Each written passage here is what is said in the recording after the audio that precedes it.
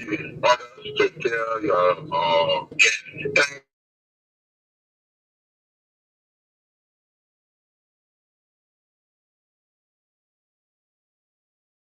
You can see that even the money thing that this man is talking about, our brothers and sisters are leaving education to holding the money. They bring nothing back. They suffer even more than getting what they motivated desire to go there. And so if government will put this issue of education first, say for instance, our country.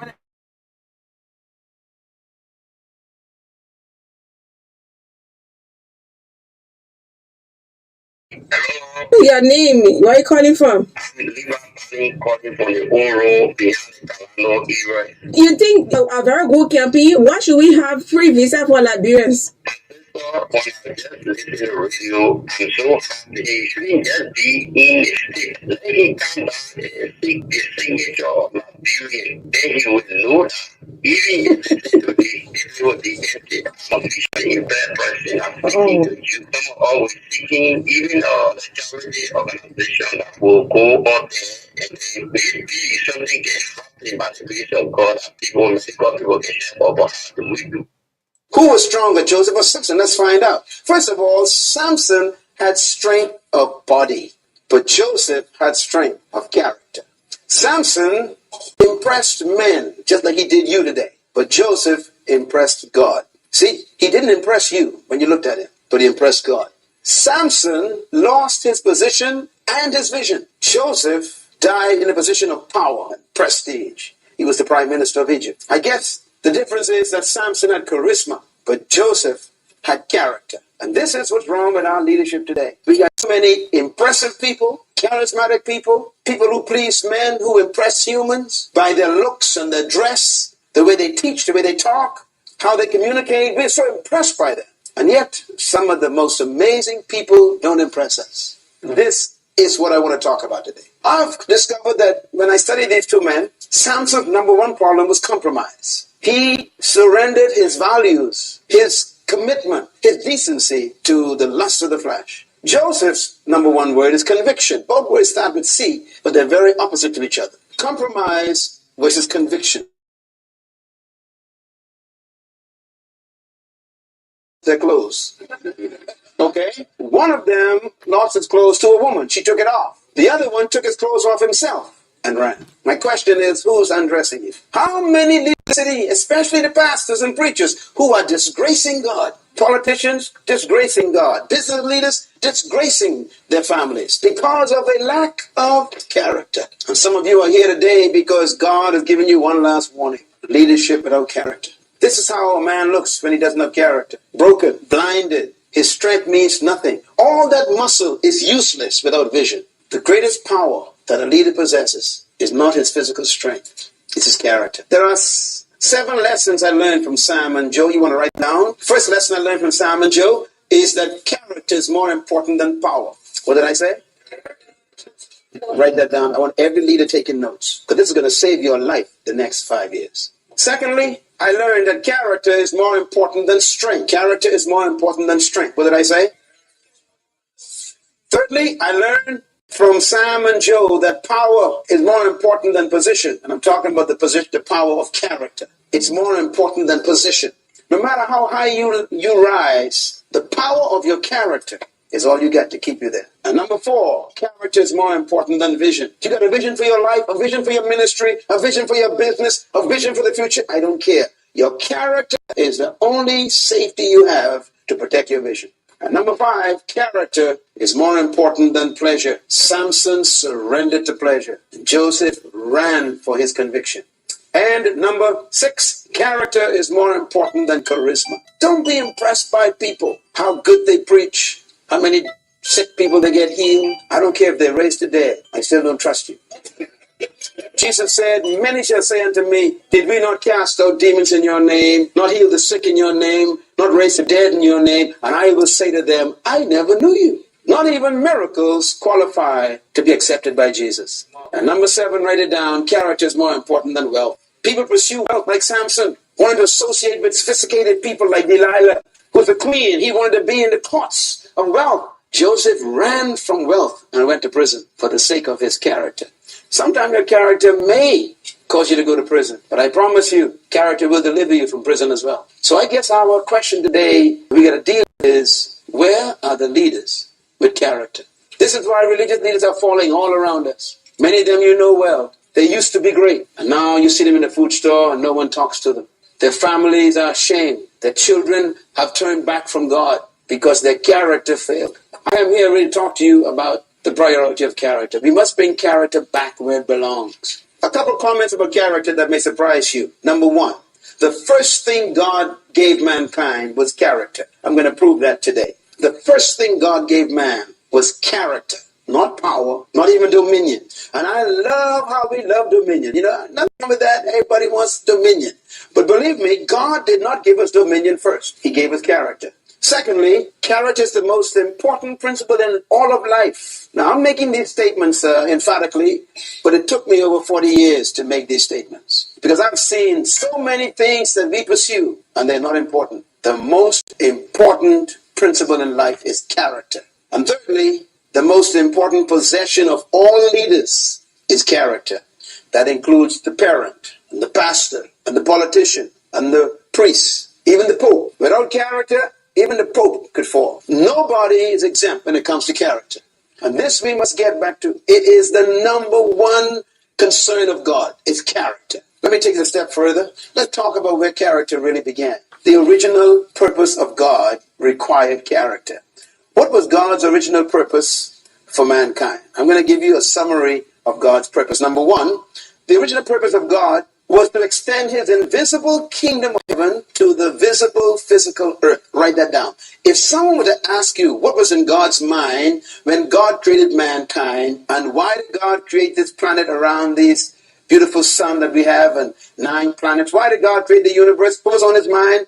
I would simply say that God's plan and purpose was to extend his original kingdom of heaven and earth. This is God's motivation. That's God's purpose. Now, how did God plan to do this? His plan was to administrate this kingdom on earth through the leadership of his own children. He calls them mankind. So the purpose was to extend his kingdom. The plan was to use his own children. His plan was to administrate the kingdom of heaven and earth through his own children. So what was God's goal then? His strategy. His goal ultimately was to dominate the earth through the corporate kingship of mankind. And I use the term corporate kingship. Please write that down. It's a term we don't hear too often. But with God's perspective of leadership is very unique. God didn't want one leader leading people. God never created a follower. God wanted a corporate kingship. That means everyone that he created in his image are kings. That's why he's called the king. His goal ultimately was to... Who was stronger, Joseph or Samson? Let's find out. First of all, God's purpose. This is God's motivation. That's God's purpose. Now, how did God plan to do this? His plan was to administrate this kingdom on earth through the leadership of his own children. He calls them mankind. So the purpose was to extend his kingdom. The plan was to use his own children. His plan was to administrate the kingdom of heaven and earth through his own children. So what was God's goal then? His strategy. His goal ultimately was to dominate the earth through the corporate kingship of mankind. And I use the term corporate kingship. Please write that down. It's a term we don't hear too often. But with God's perspective of leadership is very unique. God didn't want one leader leading people. God created a follower. God wanted a corporate kingship. That means everyone that he created in his image are kings. That's why he's called the King of Kings, plural. All of us are rulers. So God's plan was to create a nation of kings, a royal kingship. Everyone a ruler. And so for God to do this, life was bequeathed to us. Values were bequeathed to us. Respect for authority were bequeathed to us. You, in this generation, you have responsibility to hand over a decent society to your children. Because your parents handed over a respectable society. How can you are supervising a society that has no respect for the elderly? You are supervising a society that has no respect for values.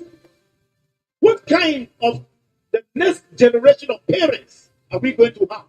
The kind of training our parents gave us. We, this young generation parents, we have failed our society. We have failed. We have over-pampered our children, and they have gotten rotten now.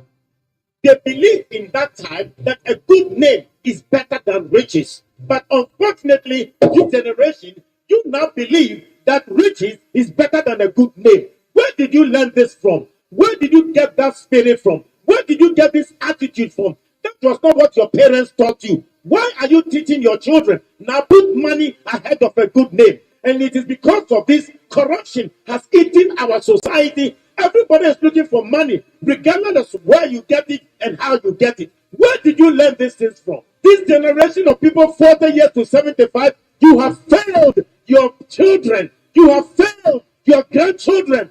And it is time you rise up, correct the mess behind you before you exit this world.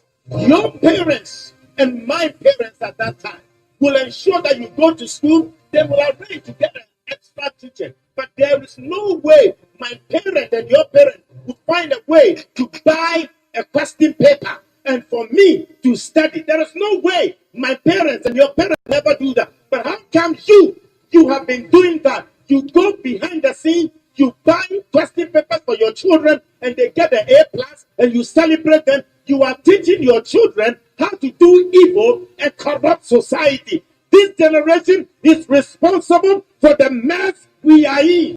So if today we say that the society is rotten, it means that the home is rotting. If we say society is corrupt, it means the home is corrupt. The problem of our country is not only because of government, but it is because we've had irresponsible parents who have destroyed the values and the foundation of our homes.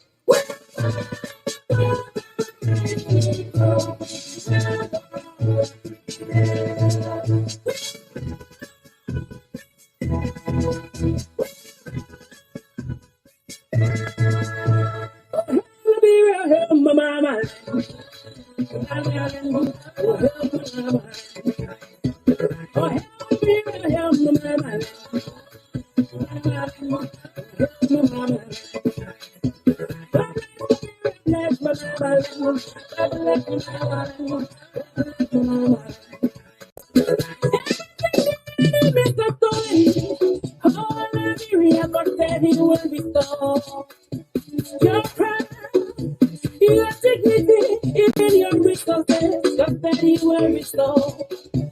You can become the light. You can become the light of Africa. You can become the light.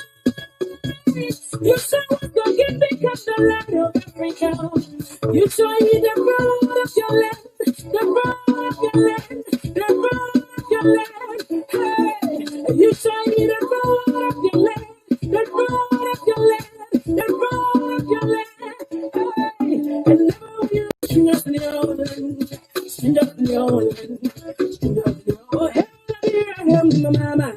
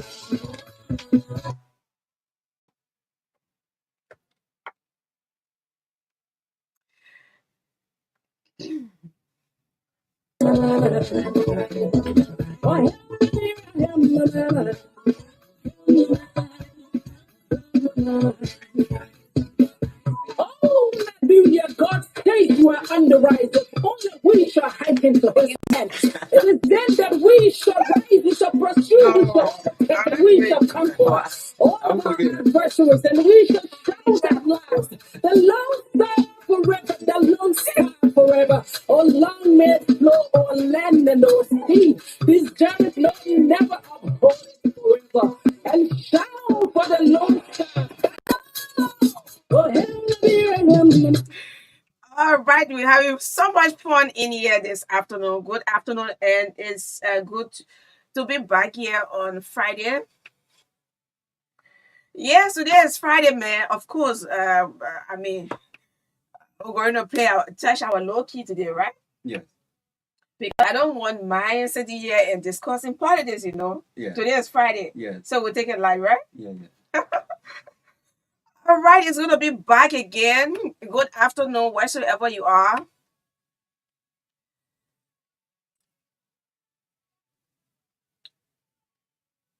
Anywhere you are this afternoon within the 15th political subdivision of Liberia, I would like to say welcome to State of the Nation. 73 electoral districts. Are you on the highway this afternoon?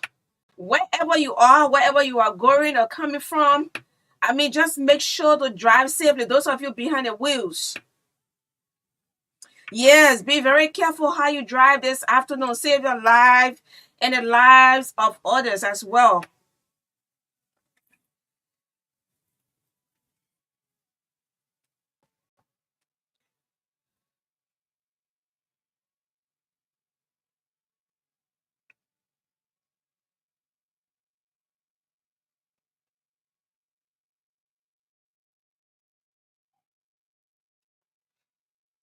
And I say this again, drive safely. Save your life, the lives of others, and as well properties, right? Yes, properties too, right? Yeah. It's important. And someone will say, "Oh yeah, practically life is better." Yeah, I value life. It's the most valuable, valuable gift you can ever have. Life is the most valuable gift. Protect your life. You cannot protect yourself, right? But you can make sure that you can prevent. There are some things you can prevent. So having defective vehicles that they do not have good brakes. You got it in the street. Your car is moving, your vehicle is moving with one light. A very big truck is coming with only one light, like a motorcycle. And you are moving in the street and the police are there. Some of them are there saluting you. Yeah. It's wrong. You cannot be applying the streets with one light. You know very well you are heavy duty. What is even a pickup, a taxi, whatever. Try to take the old cars from the street. You are trying to. Today is Friday. I really came here today to have fun, but sometimes these things can really get people off balance. And I know. Good afternoon to our police director. The police director? No. The who? I said the police director. Oh. He said no. The who? Who is the police director? I can tell. Be careful. So good afternoon to Chief Gregor Coleman.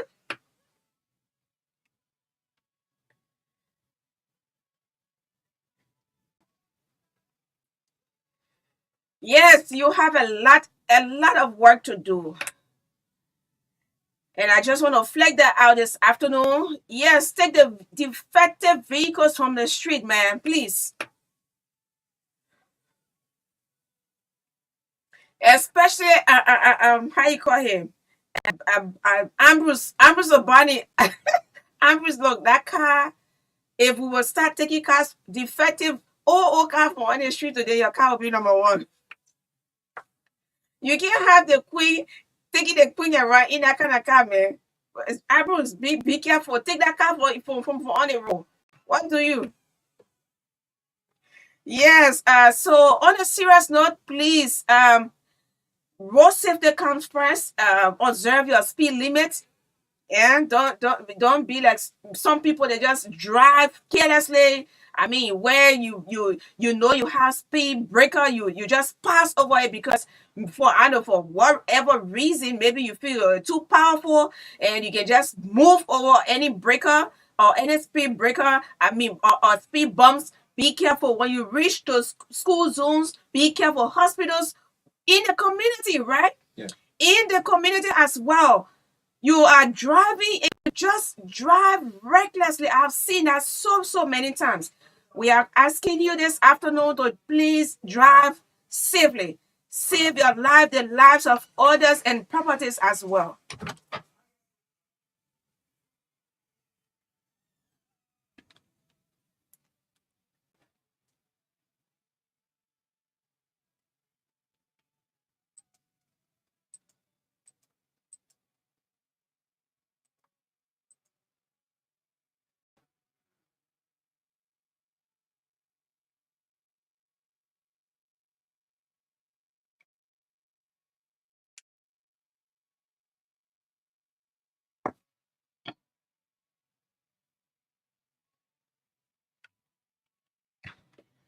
So yes, a business show is coming up this afternoon, and we'll ensure that we're gonna put mechanism into place that will give you a lot of time to talk to us, because it's because of you that we are here. If you are not, you will not be here. So you are there, so that's why we have to give you sufficient time. It may not be like giving some people 5 minutes to talk like you're doing a PowerPoint presentation. No, or TC defense, right?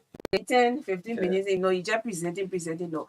But we are working on it to ensure that we give you sufficient time on our programs, all of our programs here on this platform, to speak to us. So our topic today on the business show, I'm expecting the guys, Honorable Jackson Josh, the executive director of Liberia Business in the diaspora, is in Liberia. And Chief, you know very well that I'm not happy about. If you please go back to America, because when you are in the US, you are very effective on the show. When you come to Liberia, you want to do it the Liberian way. I don't like it. Honorable Jackson Josh, I please tell you, I'm a boss man over there. In fact, he ain't taking pay anymore. Yeah, he ain't taking pay.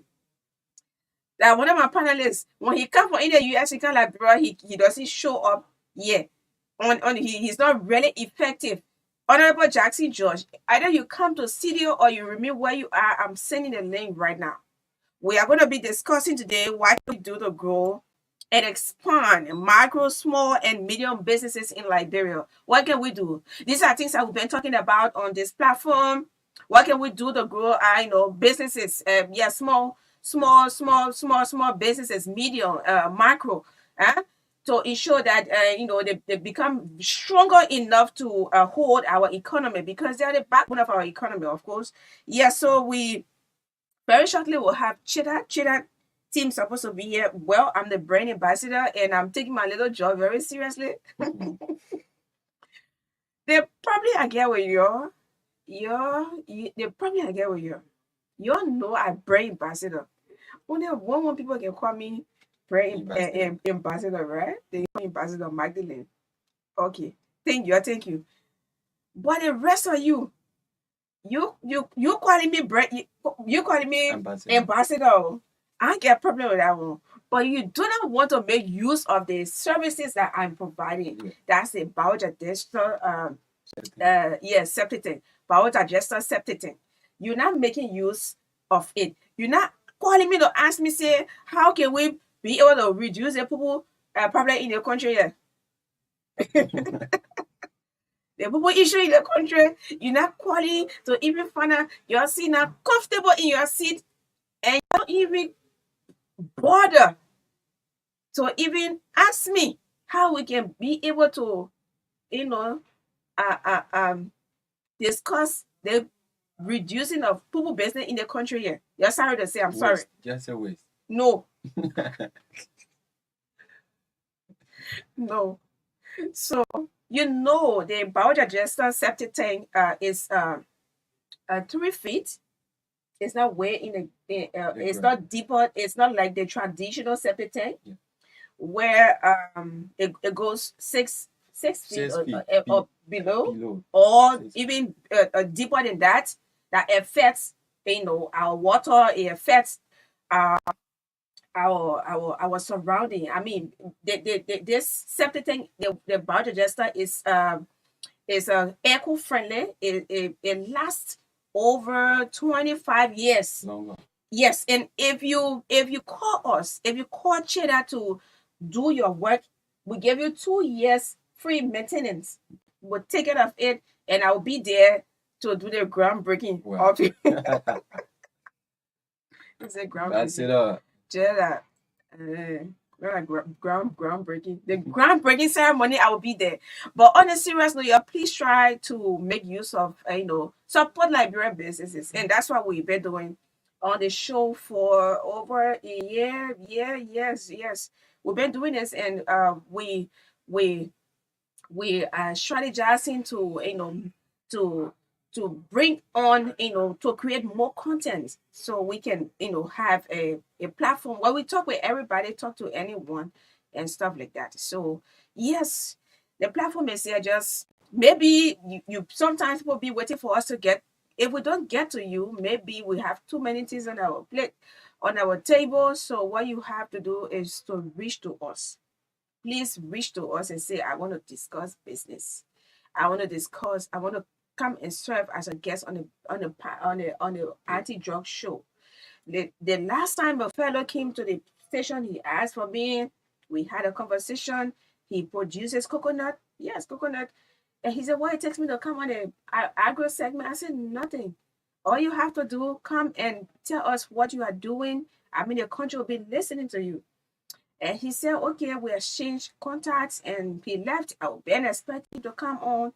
No. So you have to say, oh, the people know I'm here when they're ready to call me. No. Don't say I'm here. The people when they're ready to call me. You have to reach out to us. You might be there doing something very important in your little corner, doing business, doing maybe agriculture. Maybe you are fighting drugs in your. I mean, all of the programs you have here on this platform, yeah, you can just reach out to us, and then like the agriculture show, it's been running from 2021. Yes, 2021. So, and it got more, it became more vibrant in 2022. Yes, and then second part time in 2023, we took a break, and we've resumed because it's important that we discuss agriculture and how to feed ourselves. So make use of any of these platforms, and another one, not on this platform, but the her voice that talks about water sanitation and hygiene. So yes, I serve as presenter. I'm my colleague and I, Princess Zuza and Magdalene, on Tuesday 11 to 12 p.m. Yes, we are here discussing water sanitation and hygiene. So these are all platforms. Even on the TBS platform is our get to us, contact us, and then don't sit there and say the people when they're ready they will call me. Please, we are asking you to reach out as well. Reach out as well. If it costs for you to, if we'll tell you, say, okay, go to the business office. If it costs for us to do it, whatever way, but make sure that if we don't reach out to you, maybe our eyes are crossing over you. Reach out to us, especially when you are contributing to the development of Liberia in your own little space. All right. A pastor called me the last time. The pastor said they're having 14 days revival. Yeah. No, that 14 days revival, is good, and it's fine. The last one I saw, 60 days revival. Well, this 60 days revival, reading the banner here. 2 months. Who be the prison? Yeah. God grace, eh? Just like Saturday revival, I went on. The last day of the revival, we were sitting, the pastor told us, the revival ending today, the money that I spent, I ain't getting money yet. I tell you real thing. That pastor you talking to, so No, but you small for the baby things like that. The last time you are putting up on the police. And still that you're really passionate about journalism because you don't care. I mean, you just speak, yeah? The last time you are talking to the police. No, the police, there are things they are doing that is not right. So what are some of the things they are doing that are not right? Yeah. Some of the things they are doing that are not right. Yeah, like most often we look at the traffic police. The traffic police, sometimes some of them are in the habit of just taking money from people. Yeah, Okay. like sometimes you arrest someone for no reason, but you just want money from them. Like when you go into town, you ask the person, "Where's your lesson?" The person give that lesson. Where's your driver, your ID card? You give everything, but they still want you to give small things. Sometimes they will take your lesson and go sit down, different place, and yeah, you will walk after them. So what is it for? Yeah, you ask for everything the person gave you, but you still want another So you lesson. been in a car before they took a driver's Many lesson. days, many days. So it's wrong for you to get a lesson out? No, I'm not saying it's wrong. The lesson I'm talking about is money. They will ask you for a lesson, you will give it, but they still need another lesson, which is money. So if you don't give it, sometimes they will delay you, or your passenger, everyone will So get that them. thing can really hurt you. It can hurt me a lot. Yeah, It should have changed. it helped me a lot. And most often in the night when I'm going home around the 2 market, that is the main one that really pin me a lot. Yeah, when I sit down, After 10? yeah, After 10? yeah, after 10. Yeah, what did you do again? Yeah, it pained me a lot. So that when I sit down and look at some things, I said to myself that if I was one of the like big men in the government, I would really do things that people would share victory for me. Because let me just say 2 days ago, Cooper and I were like, because most of them when we're going home, we sometimes walk. So when we were walking, the policemen, they were like three at the place. So they having like some boys then who stand at the Bishop Murphy Junction and other area there, like when motorbike Baba in the gate, they can rush on them. Yeah. So while going out was reaching the other gate, the men were passing the gate, but they won't cross the gate, the playing in front of the men for the men to fall down. Wow. Yeah. Then it okay. Yeah, Okay. yeah, motorbike rather. Okay. So the man tried to dodge him to come back. So he ended running behind the man, and the man came straight to her. So Cooper told him, say, "Why are you doing the thing for? If you are going to do it, the man hit her, what are going to be the cause?" He said, "We're just going to tell you sorry." Cooper said, "So I just sorry, you just won't do it Amen. to offer." So we started talking to him, and he was like talking back to her, arguing with. So Cooper told me, say, "Man, I just different go." Yeah, you're Yeah. trying to leave it. That's all. Don't I to argue with them too much. But you No. know, me and son I can clash in the street. The last time I told Chief Chris Jeep going to town, as soon as they see me, all they jump in front of the car. When I step it, I said, "Oh, you can't stay in front of the car moving, you standing Yeah. in front of it." He said, "Oh, you want put?" I said, you stay in front of the car. Then they said, "My man, lead that car." They said, "Mommy, lead that car." You I said, know. "Oh, you say you want to get me?" I said, "Let go." So I said, "Okay, the AC, I turn the AC up." I said, "Sit in the car, carry me to the Yeah. devil." Let go. The man said, "Mommy, leave that girl alone. Leave that girl." They can't move it, they go joking. Yeah. What you want to prove? Then another one again to Bamuma. He asked me to pack off. Yeah. I pack off. Show your lesson. I show Sure. my lesson. He said my girl to him. And I mean that was asking you because you didn't always dealing with the police. Yeah. I didn't get rid of him. Mm. I didn't give him my lesson. So it was with me. And then I showed it to him. I said, "But you have to identify yourself first before I can give my lesson to you. What if you police assistant, like what we know?" Yeah, police helper. Yeah, police helper, and you just take my lesson and you start moving, I'll be running behind you. So I asked him to identify himself first. But he got right at the junction right around GD Bank. At first, when I saw Sonny at that time they were working on the plate. Yeah. All of them were just kind of jump in front of it. I want to step it. Oh, I told him, I said, "Oh, so you moving vehicle, you standing in front of it. Oh, you want to cry?" I said, "Cry? I will give you a depot." I said, "Oh, come, have seat, let's go." You don't do that. A moving object, police, you jump in front of it to prove what? And so many times you do it. And it's wrong. Your life is in danger. It's risky.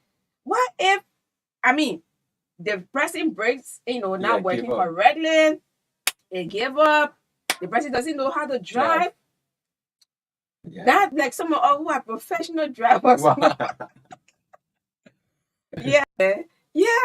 So it's If friend say, "Mama, like, yeah," I say, "Let's go to the airport. You will carry me today." So a minute I was looking at him, if he chose to he left from there. Because they knew very well, not because I'm a journalist and I'm going to write a tarnishing story on you. I respect myself. I can't do that or can't sit here and call your name and say this and say that about you. No, I'm not going to do that.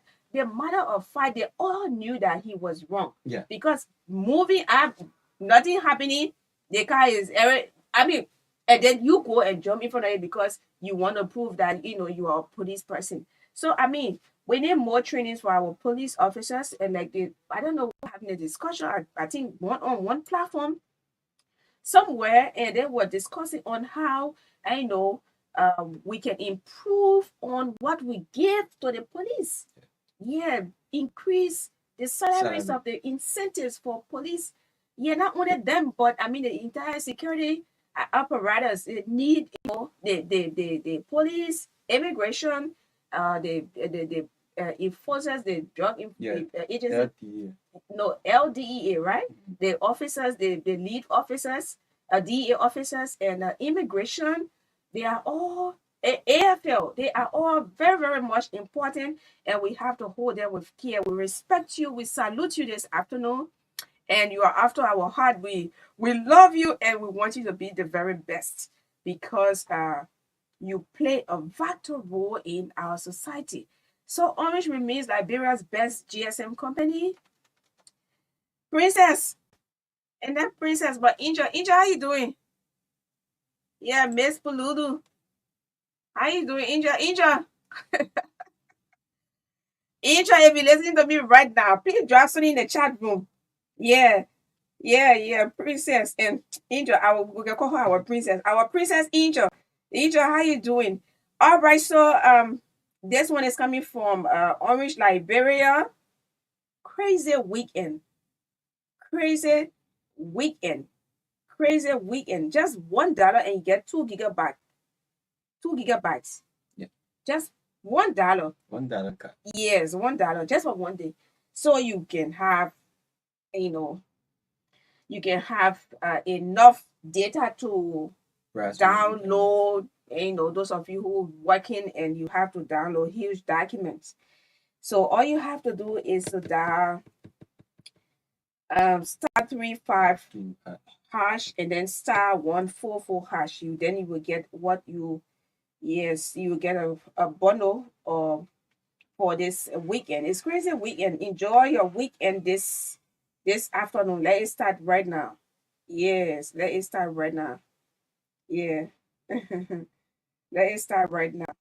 So yes, again, crazy weekend. All you have to do, Orange subscribers, all you have to do is to buy $1 card and you get 2 gigabytes. Just for one day. Yeah, 24 hours, right? In 24 hours mean one day. Yeah. So in 24 hours time, just Yeah, imagine. Yeah, just imagine. All right, so Orange remains Liberia's best GSM company. Oh, there's a package for me. There's a package for you. There's a package for everyone. I can reach out my West and enjoy with confidence. To activate, dial *888# or subscribe via My Orange app. $1 gives you 50 minutes on net calls, 5 minutes off net calls, or the same dollar gives you 500 megabytes of data.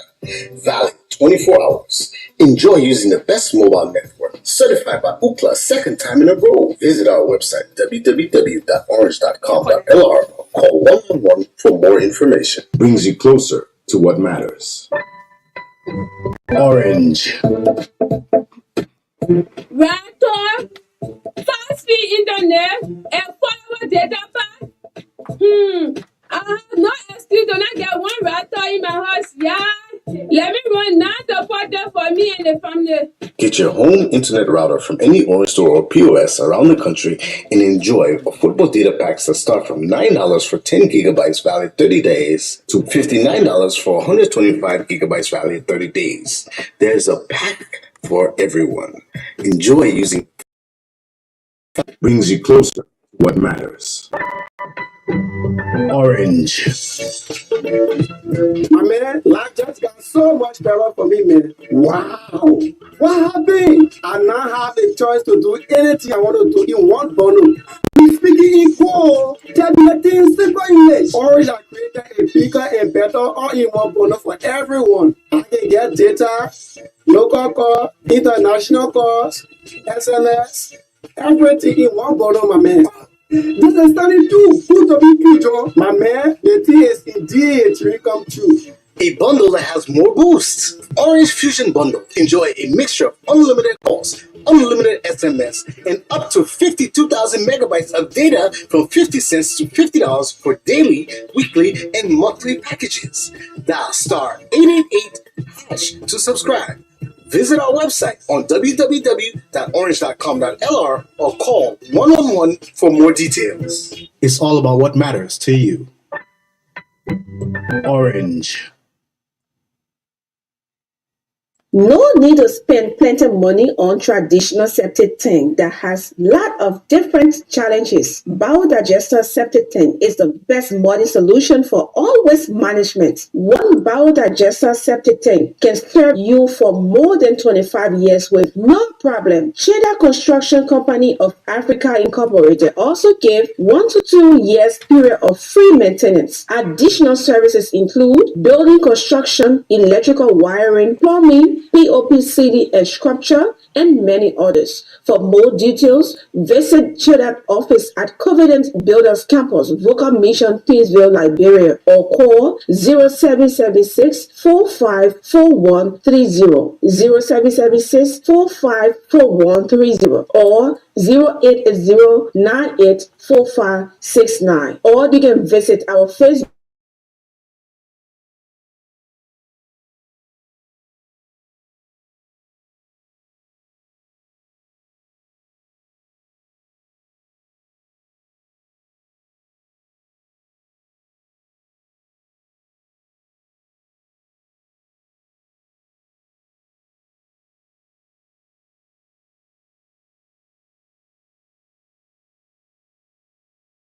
Land presentation, which brings the armed forces of Liberia closer to the public. It gives an in-depth analysis of activities and issues of the armed forces of Liberia as an undisputed force for good. This informative and educative presentation will be held once a week with a repeat on various radio and online stations. We will be your hosts, Major Stephen Tortapla and Major Eldorado Nyanti Jebo. Coming soon, Armed Forces Today, a force for good. Don't miss out.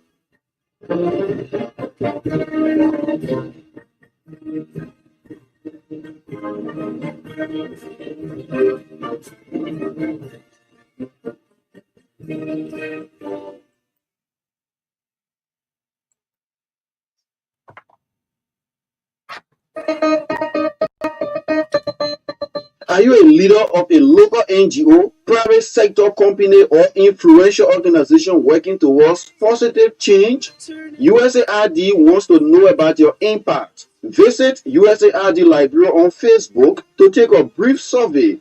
You can also text the organization's name to request a survey link at 0880-025559. That's 0880-025559. Or 0772-674069. That's 0772-674069. Share your organization's story and be a part of shaping Liberia's future development. You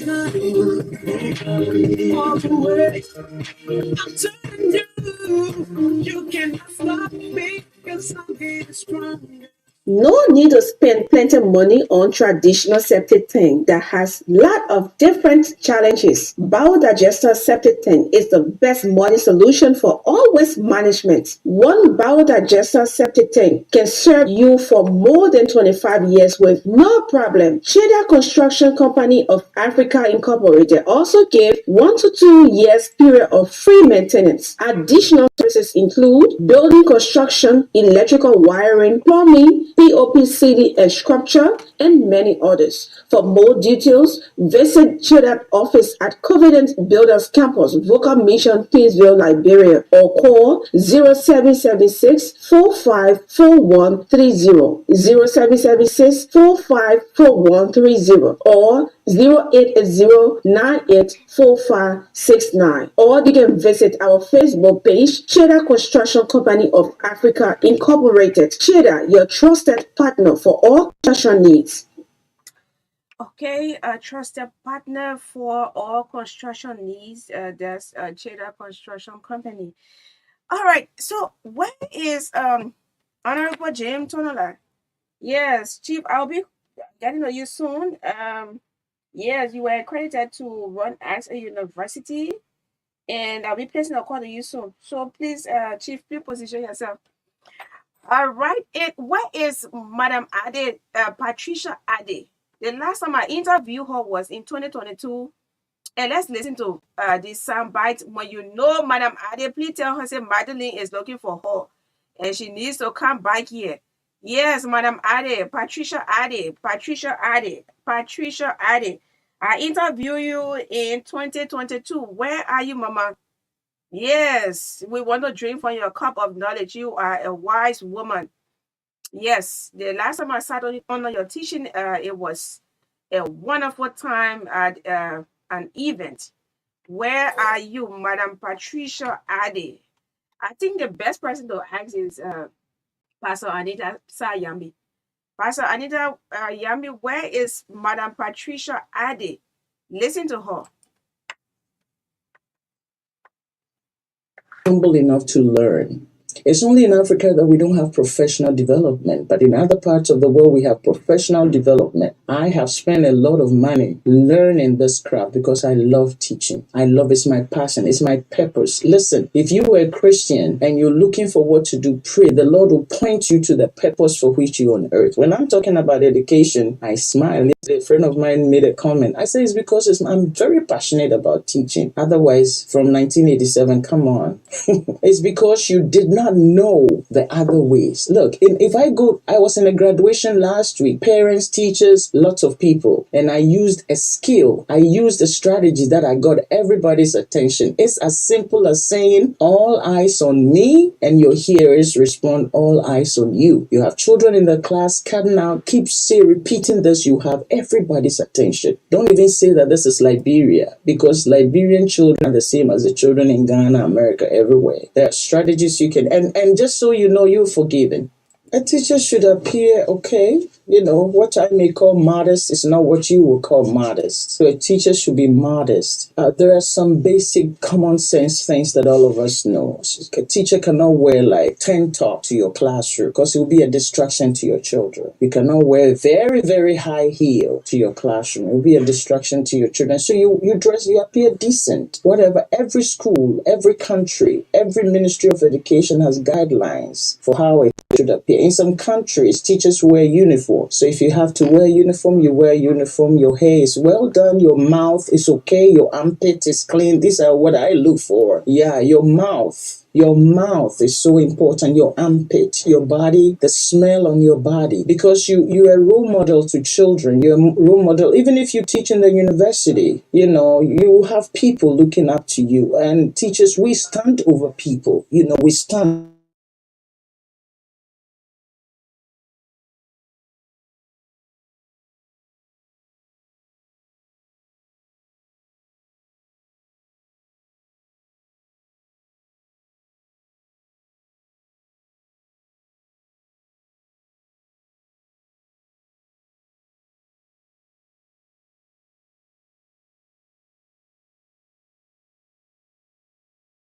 Acting well, so you don't distract the children. Let me tell you a funny story. I was teaching in the Middle East, and this boy always, even though it wasn't allowed, he would always come and hug me. Then one of the other boys told me, Daddy, you know what? Saud is always hugging me because your women are so big. Yeah, and the children, if you give them the opportunity, they tell me, Sadie, you smell so good today, Yeah. So your appearance is very important. Appear decent, clean your mouth, and don't have hair all over the place. You can have your hair all over the place after school, but when you are with our children, please, pin them up or something. We gotta look decent. All right. Oh, I'm sorry. Is that okay? Yeah. Yes, that's Madam Patricia Ade. The last time I interviewed her, and why is this woman? Yes, an international teacher who is so passionate about what she does. And currently, we have the former senator. A senator is a senator. So when we call him a senator, your mother can tell me, Senator Jim Turner, how you doing, Chief? I'm good, Madeline. It's good to be on your platform. Yes. Yeah, you're really doing well in the private sector. Oh? That's not what made us to work. Not down the rest. Okay. So when we get to hear then we'll go to rest. If you have no resting on, the process, right? Got to work 24 hours. Oh. Okay, so let me read this few lines, then we can ask you a few questions with regards to what's actually going on today at your university. So the administration of the Trinity University is pleased to announce to the general public that the university is enrolling students in its master and bachelor degree programs. Fields of studies for both master and bachelor programs are as follow: Master and Bachelor of Business Administration in Accounting, Marketing, Finance, Human Resource Management, Healthcare Management, Agribusiness, Agri Management, Agri Education, Agri Economics and Public Administration, Education Management, Church Management, amongst others. Master and Bachelor of Science degrees are in Public Health, Nursing Education, Medical, Laboratory Science, Security Management, Education Administration and Supervision, Education Leadership and Planning, Political Leadership and Governance, Midwifery, etc. For the Master and Bachelor of Arts degree programs, the following are offered: theology education, religious education, church leadership, counseling, psychology, media studies, etc. Trinity University is a premier institution of higher learning that is accredited by the National Commission on Higher Education to offer bachelor and master degree programs in Liberia. Our campuses are located on the Habel Cotton Tree Highway, Habel Firestone, Kakata City, Margibi County, and Trinity House, Tingas Village, Tropicana Beach Road, RIA Highway, Monrovia, Liberia. So, in case of inquiries, please contact me. I'm the contact person. I'm kidding. So what's my own position now?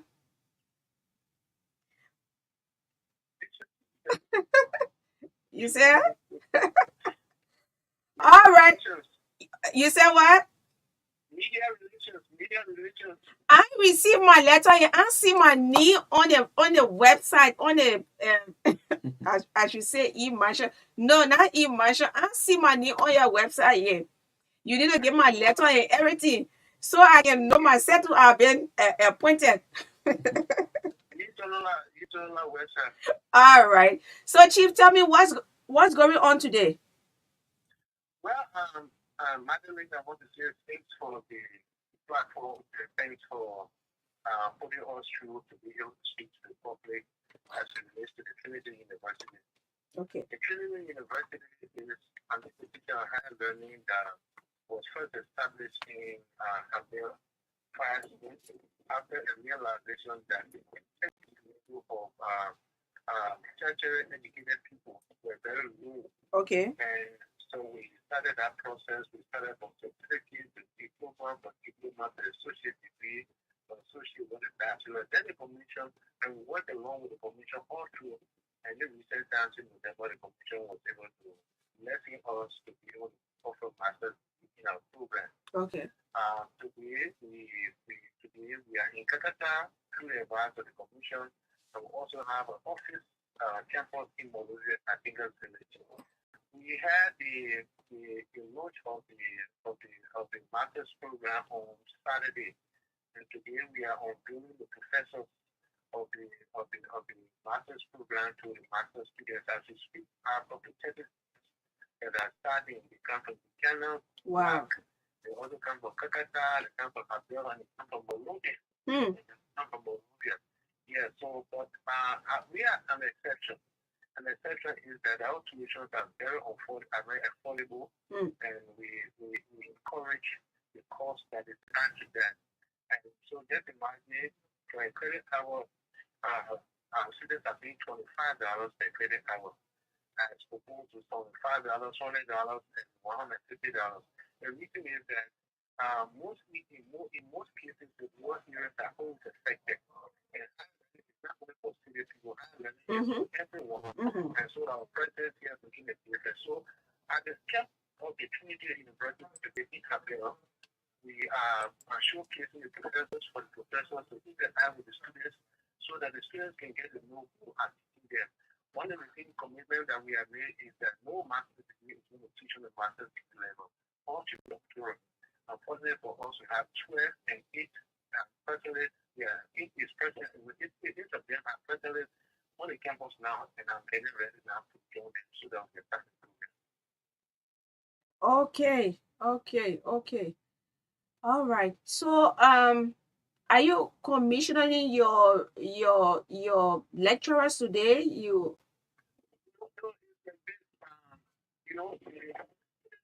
This is our first launch. This is the first time that such program has come to MYEAN.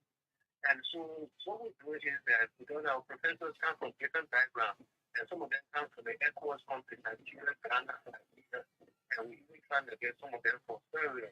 Because we want to give them an international flavor.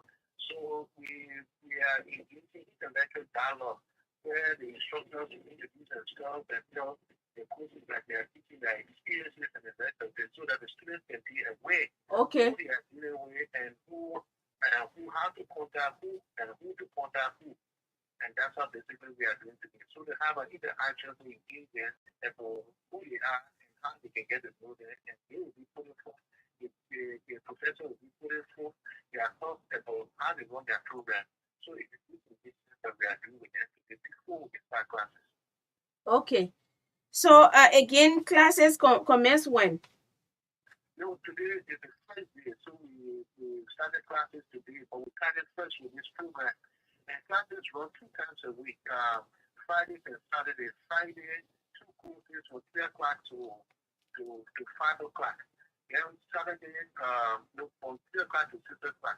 Then Saturday from 9 to 5 o'clock. So 2 days. The reason is that there are some of them who come from different places, and some of them are working people. And the only chance they may have is to do their studies on the weekend. Okay. So this program is carried out on the weekend, especially for working people. Okay, so you said you just enrolled study for the master's program.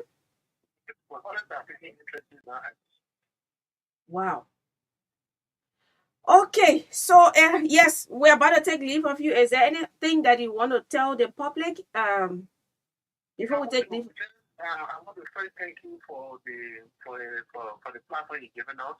And second to that, we want to tell the public that there is an institution of higher learning in MYEAN in Montserrat. Okay. And our goal is that we are passionate about what we're doing, and the best thing we can do is to share knowledge with them. One of the background that I have taught is that we just don't want to limit our students to only the Liberian culture. That's why we have Ghanaians, we have Nigerians that are all of the So what it does is that one thing that they are always building their mind to international context. And I'm glad I was privileged to be able to have this type of faculty. And so we're giving the students all of those to classes. Yeah, Chief, don't go. You know why? Why we always talk about creating a robust of vibrant private sector. So when you leave the government, you got somewhere to go, and still be contributing. I know that. Being a teacher and also you need that doing the workshops and all the talk leadership, strategic leadership, and all of these things. So I'm very passionate about it. So leaving from the second, I chose to now run. And I decided that I'm going to invest some of my time into the education sector. And I have studied the education sector so much to realize that we need more to be done. I was doing a research in the business sector. Mm-hmm. I was doing a research in the business sector, trying to find the prospects and challenges of making business in Nigeria. One of the challenges that one diagnosis that we did is that Nigeria has potential has not been realized. But one of the cardinal points that Nigeria has failed to measure with is to have the education that would demand the type of work that they are. So corporate organization, institution, when they come, they have to hire foreigners to come because we don't have the expertise. So I was also checking on the percentage of educated people in Nigeria, and I saw that it was 48%. Yeah, 48. 48%. So meaning that 52 plus are not needed. And professional-wise, we even have a less than that. I think we are very professional. And also, they are educated in the kindness and the literacy rate. And that's why I have the best for the literacy. So we imagine whereby our percentage rate is 15%. That is saying that the students graduate combined for less than 50%. And the company.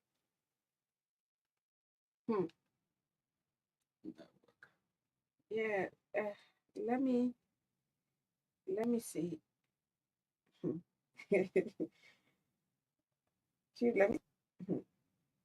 The other number where I calling pa. I hope man. Okay. Yes. I'll call. I'll call back. Yeah. Let me see. Yep. Okay. So we're trying to reconnect with Senator Tonola. Yellow valued subscriber. The subscriber you're trying to reach is currently out of coverage area. Please call again. Chief, I'm calling you. Yeah, you were giving a sensitive information. Yeah, very much. Let me call you again. Yes, I'm calling you, Chief. Yes, I'm calling.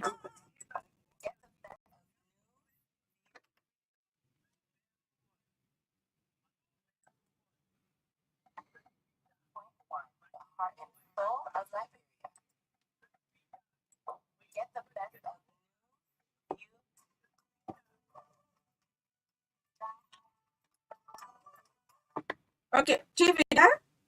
Yeah, I'm here. Okay, yes, we got you back. Okay. Yeah, you were talking about my giving. Yeah, as I was saying, I said thank you for this platform and giving us the leeway. And we so feel because in my rate of education system is very low.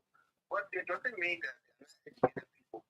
But the truth is that Magdalene have very champion education, especially with reference to the Boko Washington Institute. Mm-hmm. And yesterday, we knew that Boko Washington Institute either play a lot in the role of people looking for all walks of life to come to Magdalene to either be a champion at a time for vocational and technical education. Besides that, the KRTD has a significant role in the teaching in the education area, training teachers, looking for all over. That was now I reached to a point now that since after the war we are not realized what the impact of tertiary education on our lives. And so we want to make Marketing a home for higher education, just as people came from the 50s, the 60s, all up to now for different areas, and they got educated in Marketing. We want to do similar thing like that for people to come and their Marketing will become the beacon of education or higher education in the rural sector. And so, Market is situated in a way that you can come from Ghana with you meet us in Hotel. You come from Ponkandi, Numa County, where you meet us in Canada. And so, because our percentage rate is low, so we want to beef it up. So that's the reason I'm referring to making sure that we play our role and everything. Okay, so do you have plans to decentralize this program? Yep. What we have done is we have now established in Canada and Fingers Village. So for now, we're going to remain like that and work it out, build our capacity, Okay. and develop the program very well before we can take any steps now. Because it requires qualified professionals. Yeah. And also requires money and time. Yeah. Okay, so you still my board chair, or? I will never run away from that operation. So let me do this one and hang it up, and we'll come back now and begin to do our something. You know that there are a lot of people who've been calling me about the training that we used to do, the strategic leadership training conferences. Yeah. And this is something that I want for us, a partnership again, like how we did it in Tampa. Okay. And we'll also add another person on to begin to train people like how we did it more real. Yeah. So okay, so I'll use this time again to say thank you so kindly for the last time. I think it was in 2022 when we hosted a conference at my church, bringing about over 200 persons. And you were one of those who, you were the key, you were the key person. Should I say the chief? Yeah, not facilitator. I mean, you sponsor it, and I want to say thank you so much. Providing certificates and the feeding aspect. People just came attending the conference. I can say come. It was free of charge. Free, but you were working along with me before, so our conferences have always been free of charge. Yeah. Because our goal was our goal is to educate. Yeah. But this time around, it will not be 100% free. Okay. Because I no longer have the type of resources that I used to spend. Because in a program, sometimes I would spend up to $4,000 to $5,000 yes. just for a section. And so what we're going to do is that we're going to strategize, we're going to engage, then we'll continue with such activities. If they can be even on a minimum level, we're going to continue with that. Okay, so please be for always standing on our side and giving us the platform. Okay, so we having one coming up, and we hope to see you, because the folks they really want to see you. They couldn't just stop talking about the education that they received from you when the last time I was in 2022 when we had a conference and you were one of our facilitators. And our main sponsor, thank you so much for all you do, and God will continue to bless you. The last time we had the conference at Monrovia Christian Fellowship, right? Yeah, and you said, Magdalene, I've spent approximately $4,000 to $5,000. I was like, what? He said for this? Yes, and they brought together over 400-500 persons. Yes. Thank you for capacity building is important. What we actually need now is transformation of minds. When our minds are transformed, we can go about doing things. If not, we'll build a beautiful, have wonderful infrastructure, but we'll not be able to maintain it. We'll not be able to, to sustain these, services. You will have, current. You will have hand pump. You will have, water running through your. But if you can't, you do not have the, the kind of you do not have education on those how to sustain these services, how to clean the street. The people cleaning the street, putting the there by, you say that a job they will do it. You cannot be a responsible citizen that means going anywhere. And the letter that you do in your corner, thank you so much. And we are following. We appreciate you so much. And please continue to do your best. You are still my board chair. I salute you, Chief. Thank you, Madam. I appreciate it. Thank you so much. All right, Chief. Thank you. Okay. Okay. So, yes, that was Senator Jim Tonola of Margibi. Yes, former Senator of Margibi. Yeah. Former Senator of Margibi. County. Where is Madam Patricia Addy? So let's get a song.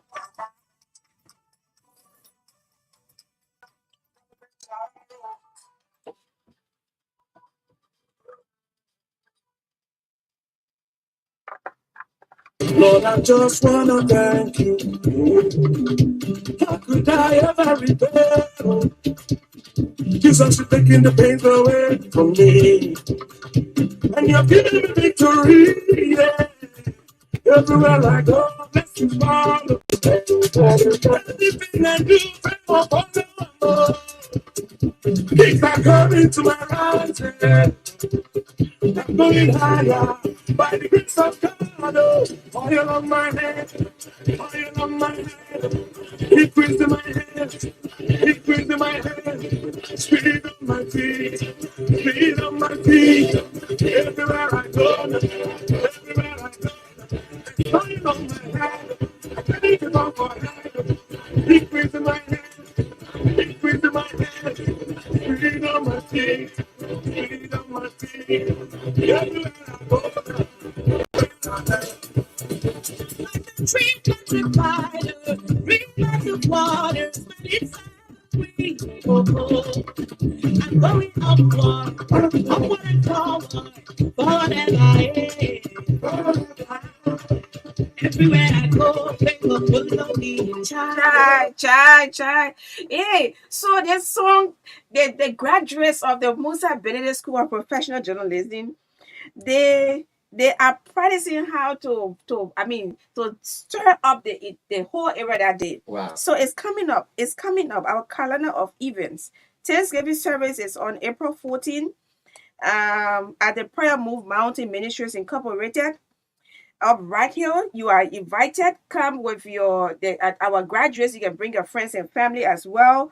And then our graduation exercise is on the 19th of April, 2024. That's after the Thanksgiving service. So it's right there in the compounds of the Truth FM here in Dupont Road at 10 a.m. So we have letters.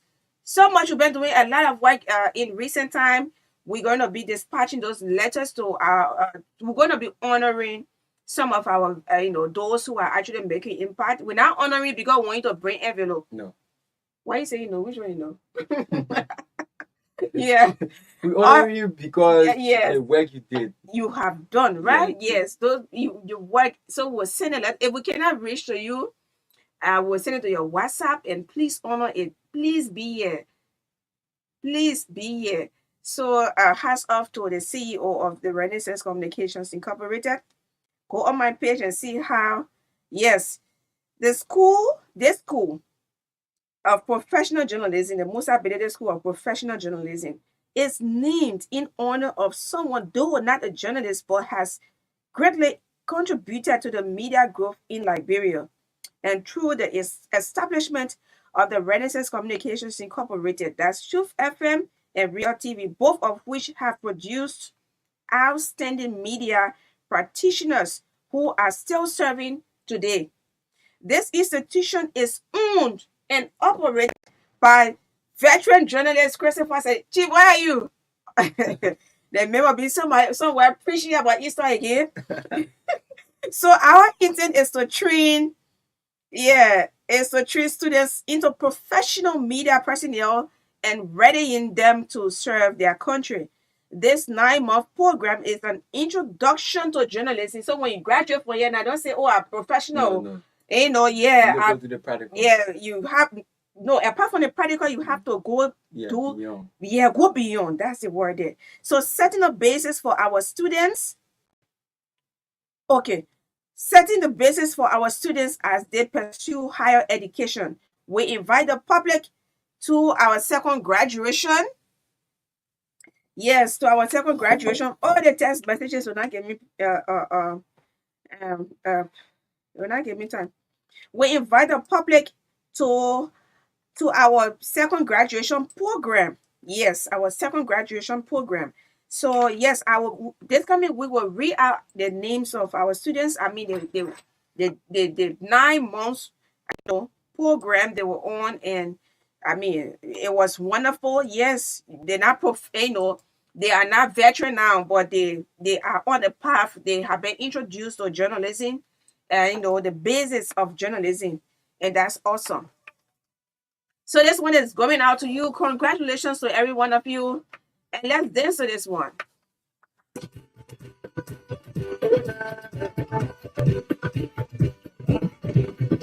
Lord, I just wanna thank you. How could I ever repel? Just taking the pains away from me, and you're giving me victory. Yeah.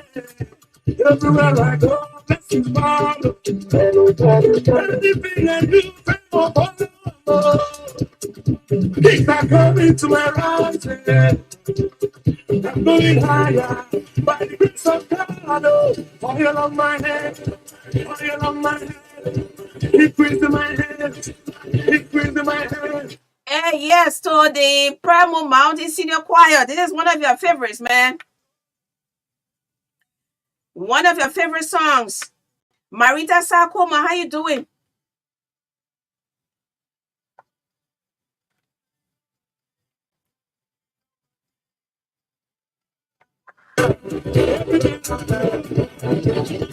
Tree the fire, bring back the waters, oh, oh.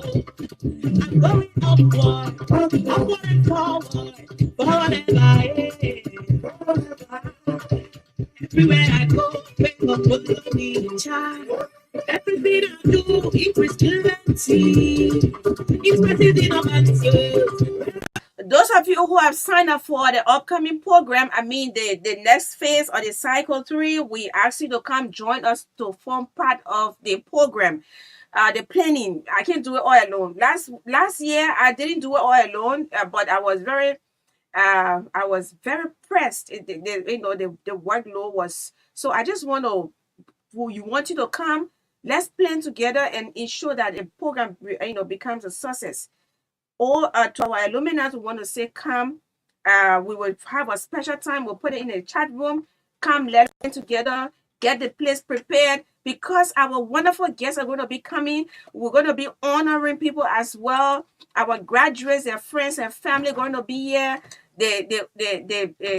We hope to see the last year he was here. It was wonderful. Mr. Benedict was here last year, and we hope to see him on that Friday. Chief, it will be on Friday in the morning. Just can spend 1 hour with your students. Yes, and this a reminder. Yes, a reminder. CEO, a reminder. So we will send you your communication, and we hope to you have time to come and spend at least 30 minutes with us. Yeah, it will be awesome. The CEO and the president, the founder of this institution. Where are you? Are you preaching somewhere? Are you preaching Easter message somewhere?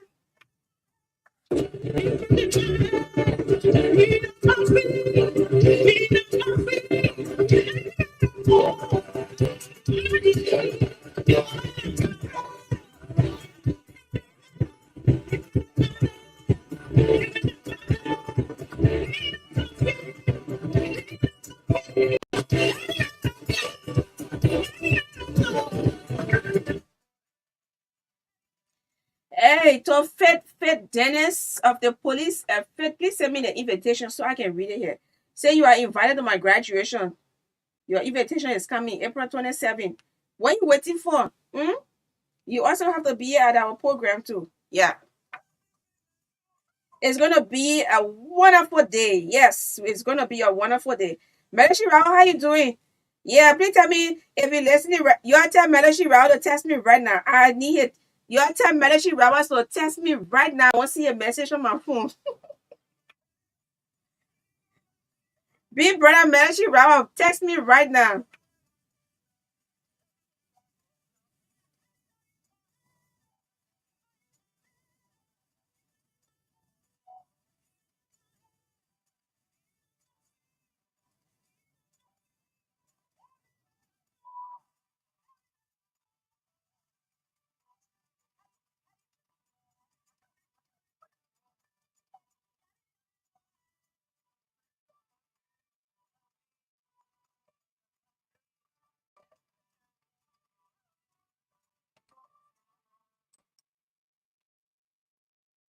So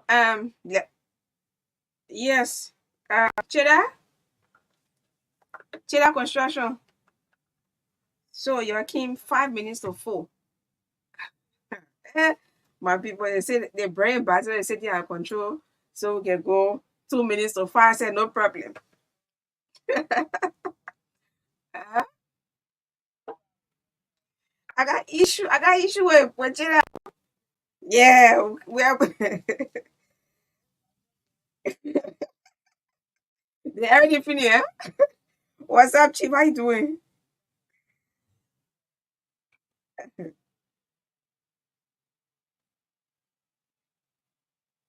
Okay, so yes, thanks for bringing this. I,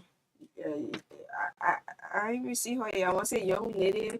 I can just be fast and say young lady. Yes, but what's her name, ma'am? Alice. Alice who? It's Bema. Oh, Emma. Yeah, Okay, it's good to have you. thank you. Okay. So I pressed on him yesterday, asking to bring a female. Every day, Tada Jessica, I see her face. And I say you have to bring on. Yeah, so thanks so kindly for bringing her along. Thank you. Yeah, so let me start with you. What do you? I'm the brain ambassador of Chile, right? Hey, you know that. Mm-hmm. All right. So tell me what do you play at the Cheddar? I'm the field manager. Field manager? Mm-hmm. Wow, you hold a very big position. Were you at the launch? Yeah. Okay. I was the one. Unveiling, I said the unveiling of the brain ambassador, right? Mm-hmm. It was not the launch. It was the launch. Everything you want. Everything, yeah. You were there? Yes. Okay, I think okay. I All was right. the one sitting right next to Tatos. Okay, that's good. Thanks to Arthur for putting the lights on. All right, so you tell me how your job is like. Actually, it's beautiful.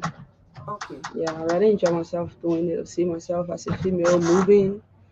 People looking up to me to make things possible. So you can feel good when people looking up to Yeah. you. Mm-hmm. So how they can be looking up to you? Yeah. They expect me. Their expectation is always that they want me to do things the way it's supposed to be. Uh-huh. Yeah, I always try my best to make them, say yes, we get somebody that anytime we can call to them. Yeah. Feel good. Feel proud of myself. You feel proud of yourself. Mm-hmm. So tell me some of the things that you do as a field manager. Okay. Sometimes I do assessment before we get to the site, get on the field body material, make sure one of my workmates called Aaron, he will take it there. Everything be in place before we get there, everything, and not getting them be saying, oh, what a shovel, what a fabric, what a one, what a slab, looking at there, looking at that. I make sure everything be there set. Yeah, we're not office work. No. Wow. You Not go office out in the field. Yes. So everywhere they go, you are ahead of them, or how is it like you be where you are, you send command, or Everywhere they go, I there with them. We go together, we do everything together. Just call them family. We do everything together, work together. No boss lady or they want business. We do everything equal. so how do you feel doing it? Is it because you just want money, you just want to sustain yourself, but are you passionate about what you are doing? Yeah. And how you got into the whole construction thing? Okay. When I came on Confident Better Campus, I think 2022, I actually wanted to do heavy duty. But at that time, they were not offering heavy duty, so I decided to go for electricity. Okay. Yeah. So in that period of time, I went for the 2-month course, the Biodigester. So I started getting close to my boss status, started teaching me how to do things. We started working together. Since then, things been okay. This been okay. Mm-hmm. I can see. What a profit you made it last time.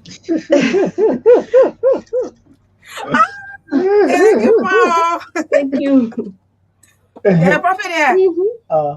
Wow. You see, that has been what you hear. He doesn't even know you got a profit right on your head. Yeah. It's nice. Thank you. And I know this serves as should serve as a motivation for women who are just sitting down and yeah, I can make it, man. I can do this, I can do that. I gotta wait for the man to do everything. So now, how do you feel in a home? I mean, you able to contribute to the sustainability of your home. You able to, yeah, you or you get that? No, Tada, I hear you talking. So wait, or you can keep your own up because women, their money. They say women money for yourself. They make money for everybody. That's a serious issue, says Madeline. Yeah, but I know there's one more I can't do it. Yeah. So tell me, yeah. Who I'll get the money to sell? Nobody did. I want there, but Oh, yeah. oh, okay. I understand. I understand. I understand.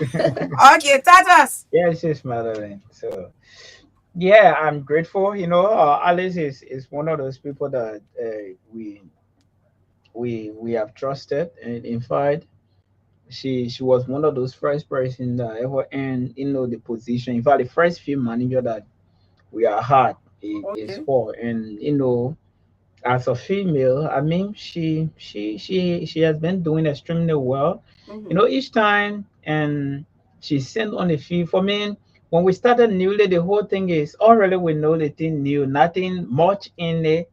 But then I keep looking, for people that I can trust, that can work, with passion. Okay. Yeah, and so when I encounter her, I say, but I think we can make it. One thing about her, she rough. Sorry to say she never had a man. So, and these are the kind of people that Mm-hmm. we like to work with, especially where they have the passion to do it.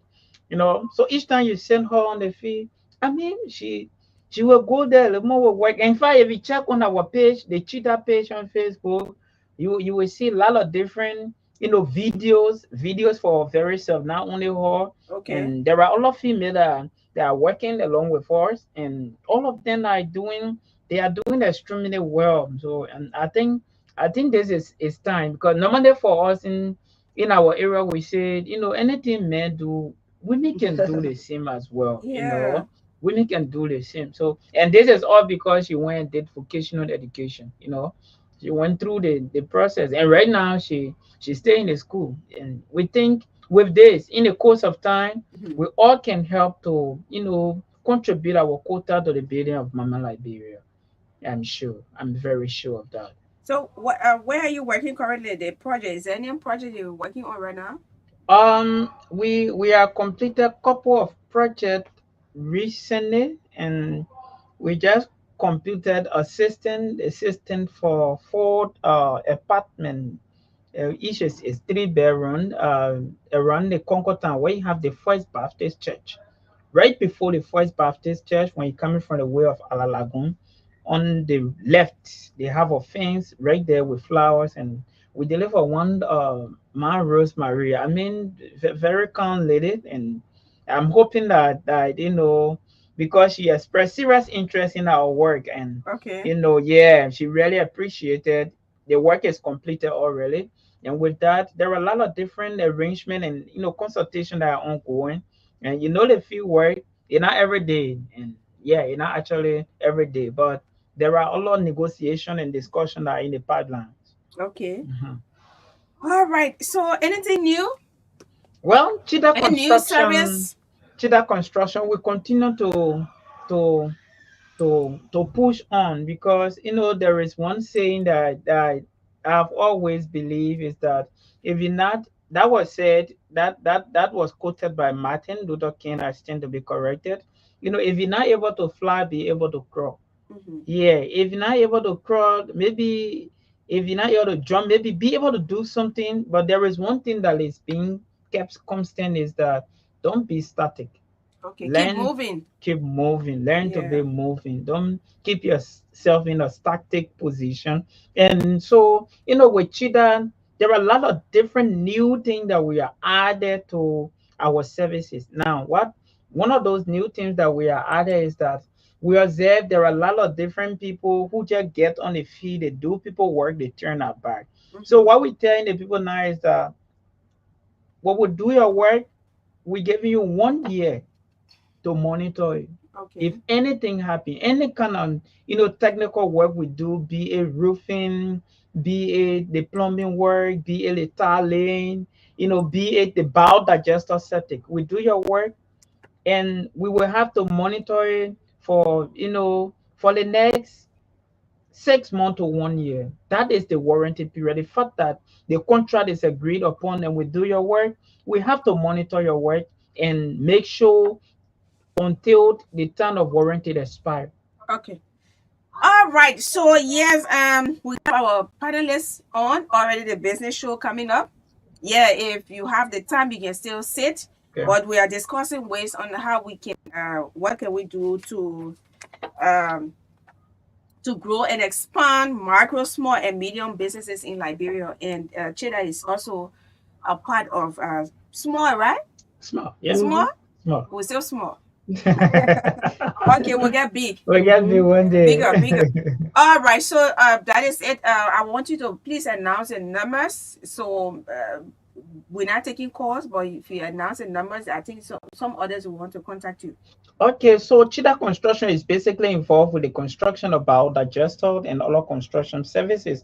So if you are in need of our bowel digester service, or you have your plumbing working and other things that I want Chida to do for you, no need to waste your time. You can call us right away on 0776 454130, or you call 0880 984569. Those are our number, and no need to worry again. Liberian young men and women are doing the work. You can call on us, and we'll be right there at your doorstep. We want to say thank you, and thank you very much for following us. All right. Yes. Thank you. What's her name again, ma'am? Alice. Alice who? Bema. Okay, Alice Bema. So thank you for coming, and we hope to see you. I think maybe when you the next time, if you have another female, you can come at least 2-3 persons.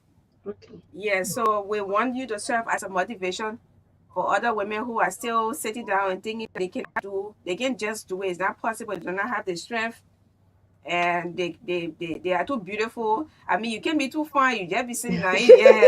Yeah, you gotta ask something to them. Yeah, my man. Yeah, you can't just be fine. Like you're sitting down. Then nothing happened to you now. You still fine. The beauty is adding up. So yeah, you have to maximize the beauty. So people say beauty, but it's actually in what we do. Sure. What the services, what we do with with what we have. I mean, self marketable. Yes, helping to put something on the table. That's why the beauty comes from. It doesn't come from all the makeups and the hair we wear, and I mean, looks so just flashy. But when you are able to do that, then for me, I think that's where people see you and say, yes, you are a beautiful woman, a virtuous woman.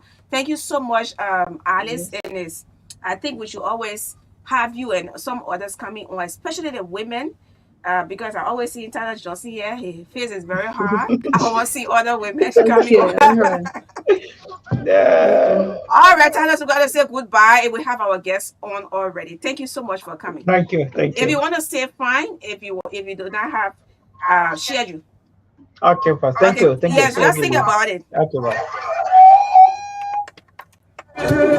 I'm sorry.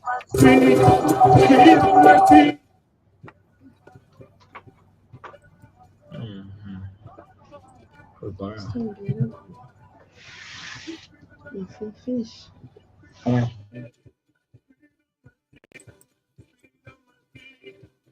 I'm sorry for the feedback. Very, very sorry. I'm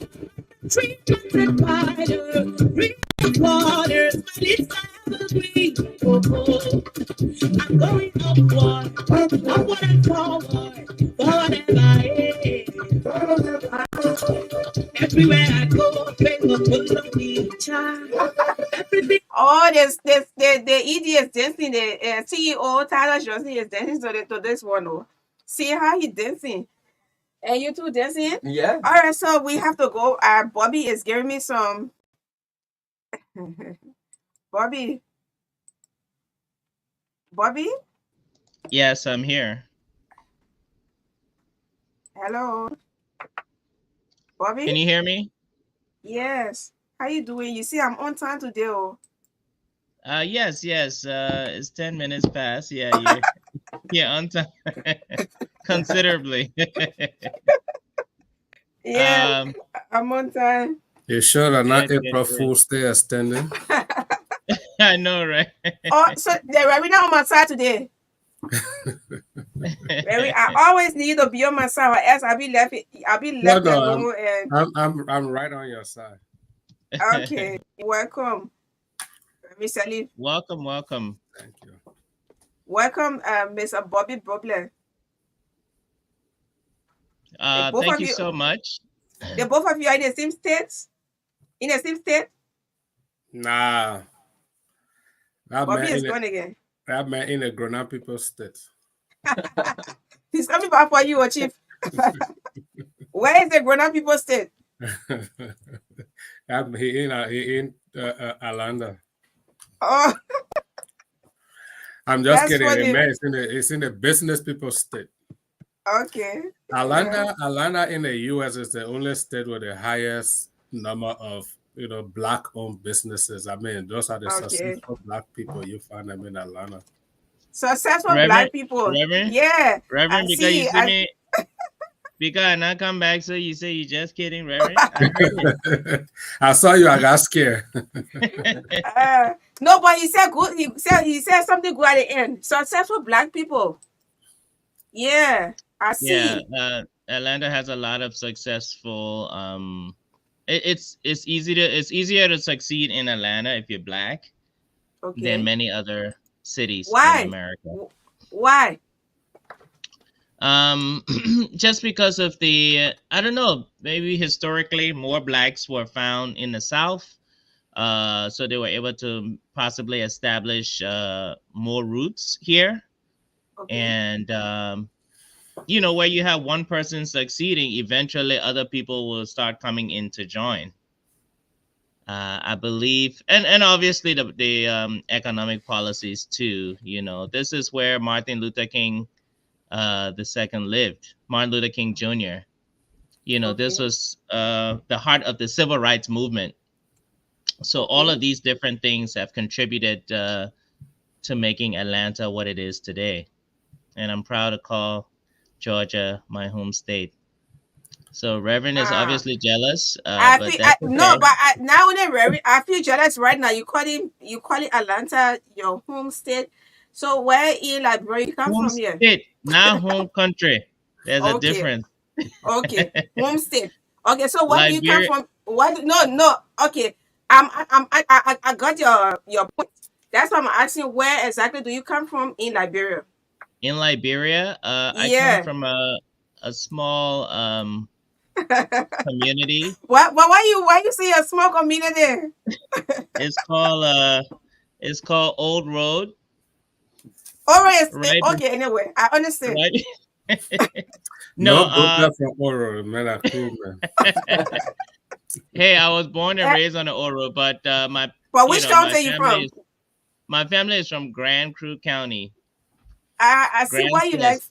They say that I come to stereotype the Grand Crew people. They How? say I heard they like Palawa business. You heard? Who No, told you that? it's the women, not the men. The men are Who cool. told you that? The men are what? The men are cool. The crew men are cool. It's the women. Huh? No, Wow. I Anyway, heard the crew people. I heard the crew people got big muff. okay. So before, I'm still trying to learn it, but I don't have it. But I hear all the time that crew people got big muff. In fact, okay. in the crew language, Uh-huh. there's no word for. I understand there's no word for fight. Who will fight? The word is I will beat you. That's the phrase. Namon balam. That's it. There's no let's fight. It says I will beat you. Right there you can Wow. see that they got big mouth. Yeah, I mean, man, you can just tell someone say I will beat you. I will be. That's the only word they got. No need for saying we'll fight. All right, but let me for the kissy, I mean they've been stereotype. They say they like to eat dog. Oh, Yeah, that's the truth. That's it. Why you saying like that? Like you no, guys don't because eat dog in the U.S. in America. Oh my goodness, in America, ask the Reverend Dog is next to Dog, a family member here. You can eat. Dog is a family member. It's a member of the family. A And you're dog not can gonna have believe, rice. you're not gonna believe this, Magdalene. Dogs got more rights here than men. What? What? Yep. In Wow. America, the people that got rights, children, women, animals. Men come way number 4 or 5. I don't know whether some of you went to Ivory Coast or you heard anything from Ivory Coast like that. And people also respect animals. Yeah, when Yeah, you I get on live the in road, Ivory Coast. you heard that. You heard that before, right? Yes, they respect animals too. Like that thing we can be here and say, oh, the people see me, they may see me driving. It doesn't happen. I don't know. I was a child there. I saw, I know, but I don't know for now. But they believe that you have 5 senses. You have to use it wisely, especially when you get out in the traffic. You get out outside.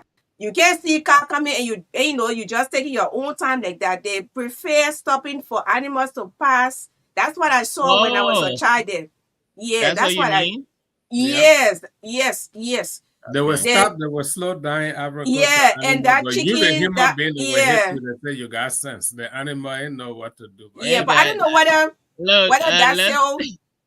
let's bring the thing back to business because we're going in a different direction. Yeah, but I mean, yeah. So that's it. To And all our Ivorian listeners, please disregard our last statement. We apologize. no, but that's what Magdalene is happened warming there. up. Yeah, I know nobody gonna arrest me here for that, but I saw that as a child. I don't know whether it's still going on there. I don't know, but when I was a child, I saw that, and it was very terrible. But yeah, Mm. today, we our topic for today is how can we grow and expand macro, small and medium businesses in Liberia, and how can we do this. This is something we've been discussing. Reduce interest rate, provide grants, loans, and I mean we've been talking about this, but we have to continue the advocacy. Yes, we have to continue. It's something we cannot just talk about it one day and leave it. So yeah, I want us to go into the discussion, and then I will try to read on few lines from some article I read from my boss, Mr. Musa Bedede, who is proposing proposing I'm sorry. So let me stop there for now, and I want to respond to this message. But how can we grow and expand micro and small medium businesses in Liberia? So yes, Bobby and Reverend Well, Sally, yeah. So it's over to you. Let me take a okay. call. Let me take a call quick, and then I'll be back in a jiffy. All right. Sounds good. Okay. Well,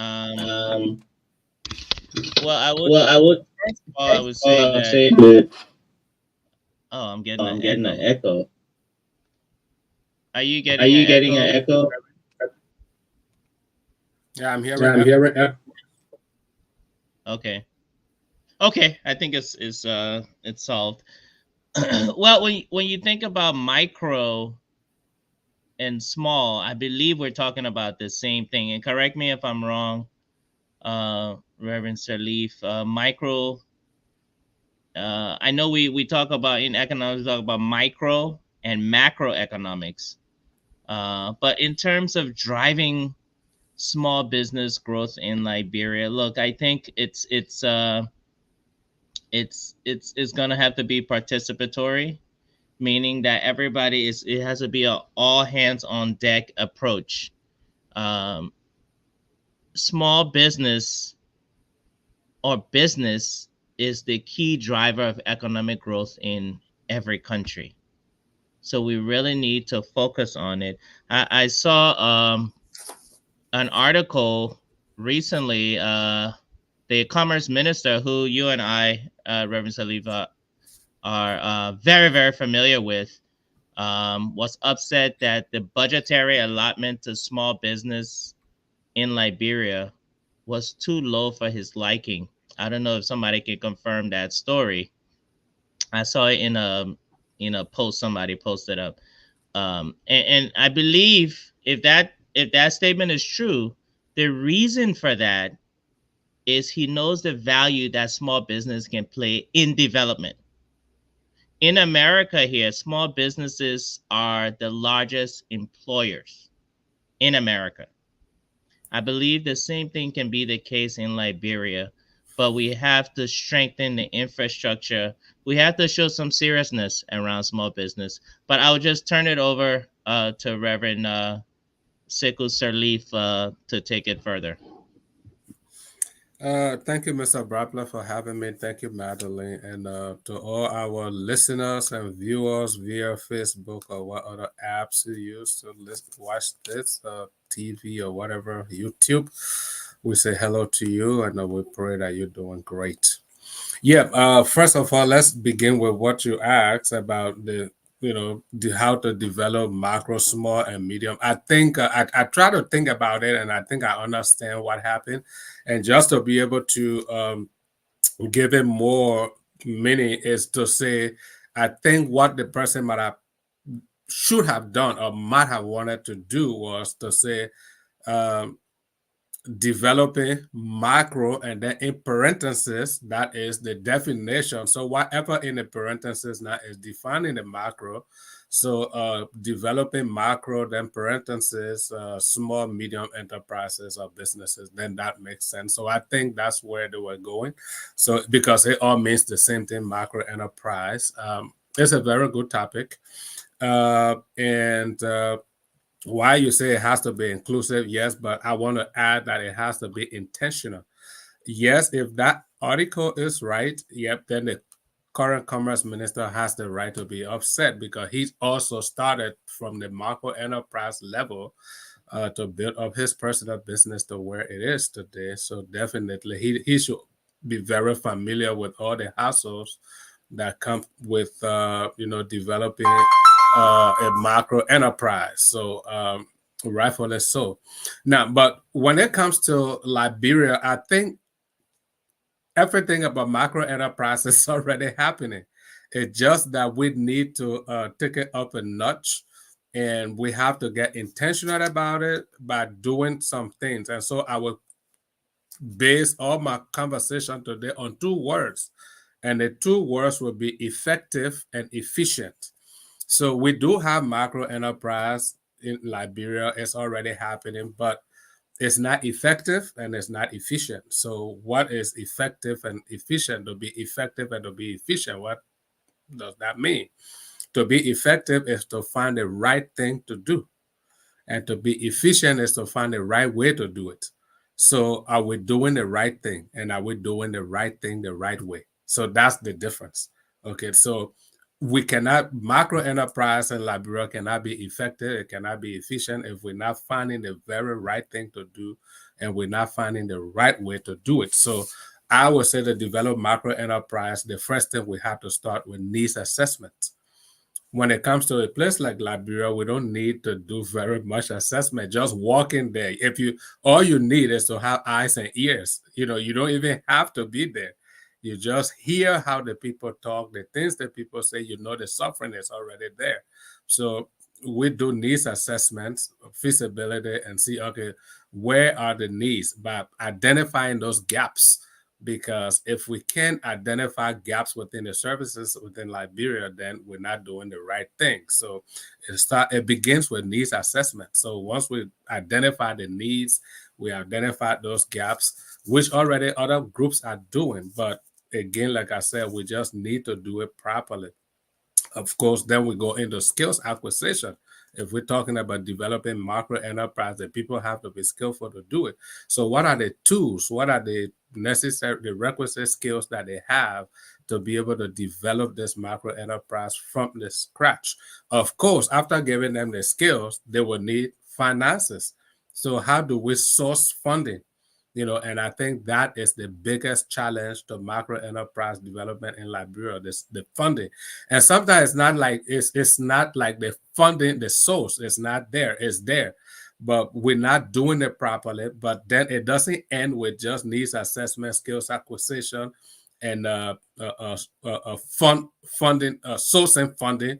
It also goes to manage microfinance and the sourcing the funding. You got to do microfinance. Microfinance go with the macro enterprise, and I mean they did it in Bangladesh. If you go, you can Google the Grameen Bank. They did that. They won lots of international award. Grameen, he started this enterprise and microfinance, and he was able to turn things around by chasing out poverty from so many communities. And then we can go into details how he built that model. But then after microfinance, then we of course go into management, because why most of those projects are failing is because we can tie that back to the skills. We're not teaching the people how to manage these macro enterprises. Liberia is a struggling country with an ailing economy, and the people are really suffering. So somebody goes to the bank and lifted a loan of maybe say $10,000-$15,000. If they don't have the skills, if they don't have the training, if they don't have the management skill set, of course, they end up putting that money right into the pot and they just end up eating it. So the bank will not get paid. The business is going to die. And then what happens at the end of the day? The bank is frustrated. The business owner is also frustrated. The bank decides, you know what? You cannot trust Liberians. I spoke with one of the bank's executives, and that's what he told me, and I was really mad at him. And I tried to sell him the Grameen Bank model.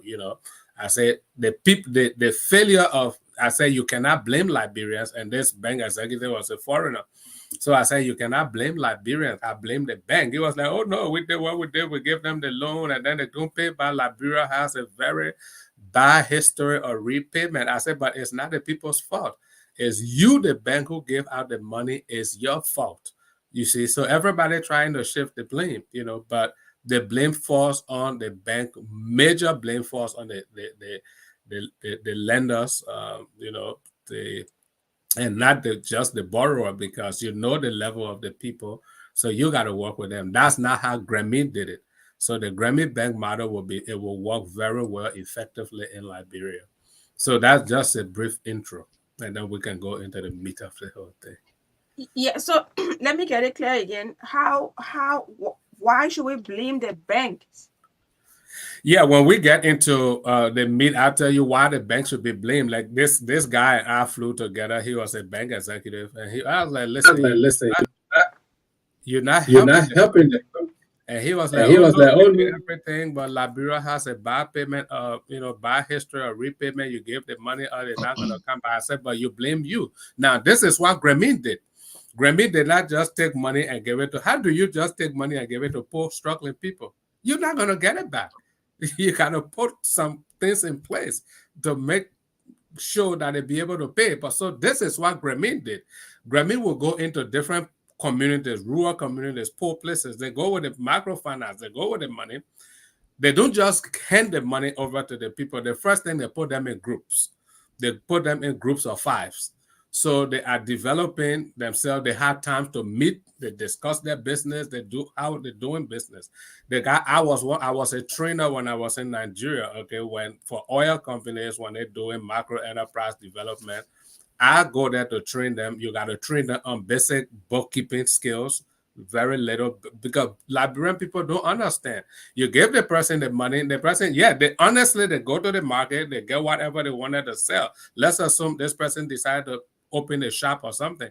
They honestly invest the money in a shop, but what they don't understand is this person, let's assume she's a single mother, she has 5 children. These children go into school, they got to eat every day. So she takes that money, we'll call the whole money 100%. Okay, so let's say $10,000. That's 100%. She takes that money. If she's renting, definitely, if she's renting, she got to pay the rent for the shop. If she got little generator, maybe in the night, she got to keep lights on, she got to pay for that. and then she brings in the goods. Now she has to understand how to even set pricing on the goods. How much did she buy the goods? What was her transportation? All the production costs, she got to know how to set it. And then when she starts the business, she has to keep a little ledger.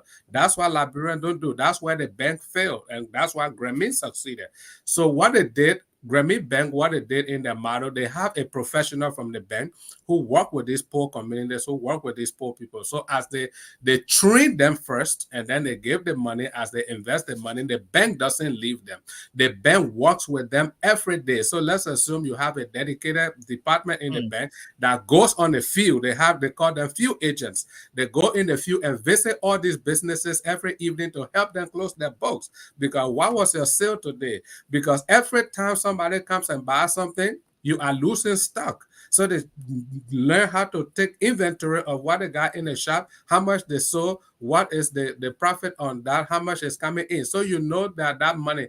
But the woman is single mother. She got 5 children. They're in school. The children come home. They're hungry. Oh, mama, I'm hungry. Oh, go take grumpy. Oh, go take biscuit. That is the capital you go into. But she doesn't know it. Oh, you pour rice on the fire. She doesn't know what she's doing. But so the Chief, you saying then we blame the bank. The bank shouldn't be taking blame for that. No, Some but people, maybe you didn't I'm understand sorry. what I said. The Grameen Bank model, they have an agent, a Okay, few hold on. agent that works with them. So you're not just giving. I can't give my money to somebody and just say, take it, go do business. No, I got to work with you. So what the bank did, the bank became a management partner for all the micro enterprises that they give microfinance to. So as they're working with them as a management, they work with them every day to be able to do basic bookkeeping. So these people are watching the cash flow within their business. So every day they open and close their ledger. They open and close their little, ledger.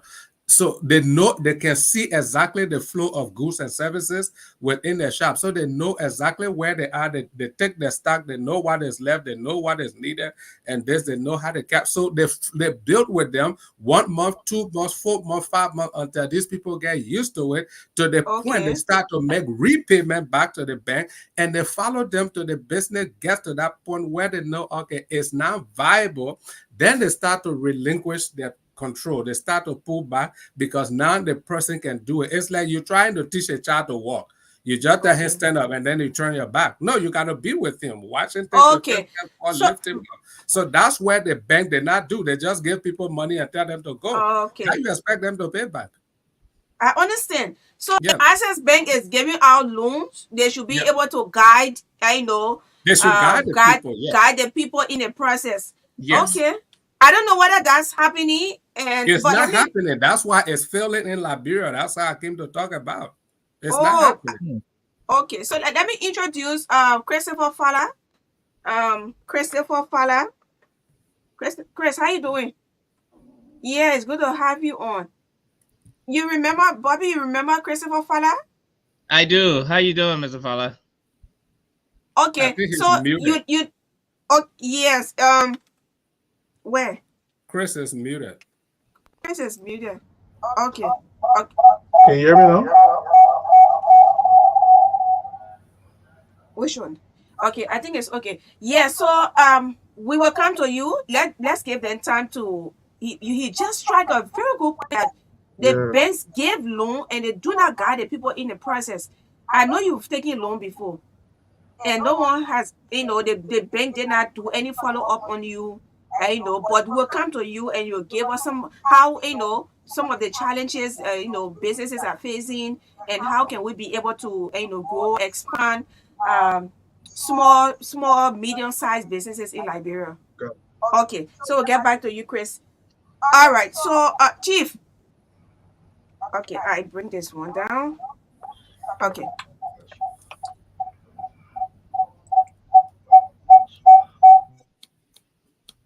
I'm sorry for the feedback. It will be okay. Yes. So, Bobby. Yes. All right. So, it's back to you. You listen to Remy Salif. I'm just hearing this, and it sounds very strange to me. Even though we've been talking about this, sometimes when you're giving people money, you have to, help them, train them, tell them. But for the bank to be doing follow up, on their customers or their Yeah. clients. Yes, Yeah. it sounds strange to me, but it's very, very important, and that's a very wonderful point he just made. So that point is very, very, very correct in my opinion. You see, we have to do things to suit our environment. And this gentleman from Bangladesh, I believe, right, Yep, Reverend? it's from Bangladesh. Yep. Okay. That banking model was something that was created because of where they found themselves in Bangladesh, in that environment of forming collaboratives with about 5 people in a village. I think they'll do their research and everything. They don't just get random 5 people. They do research in these different communities and find out what people need, and then they create consortiums of 5, groupings of 5 people, and then they give the loan to all 5 of them or some of the 5 or whatever. But they serve as checks and balances with regards to the loan. Now, we can use a model like that, or even create one that's more unique to Liberia. The point is, we have to think outside the box. We have to think outside the box if we want to move Liberia forward. We've been singing this one song too much. It's the same old thing. We're good at talking. We're always talking, but nobody wants to act. Nobody wants to volunteer. Nobody wants to sacrifice. So that's one of the key things that we have to look at here. We will create strategies that will be successful in Liberia. We'll come up with different products in banking, or from whatever sector. We'll come up with those different products that, and I'm sure we have. I'm sure we've come up with some of those unique products that can help our community. Our goal here on this show is just to highlight some of those, to help to push it forward and to disseminate that information to everybody, so that we can all learn from each other and start to practice those. I'm glad we have somebody from the business community here. Hopefully his audio is working now. Perhaps he can chime in. Sir, are you?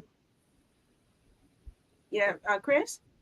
Yeah, you okay now? Oh, okay then. Okay, you can get him. Yeah.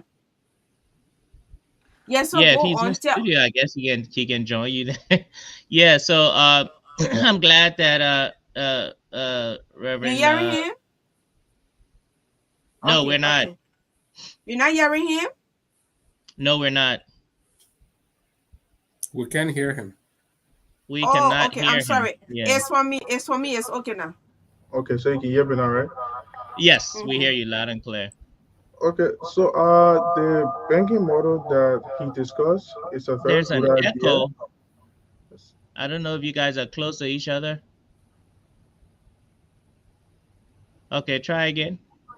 Yeah, the banking model that was introduced by him is a very good idea, but I got a few questions that I would like to, ask him. Okay, my name is Christopher Fala. I'm the CEO and founder of Anita Store LLC.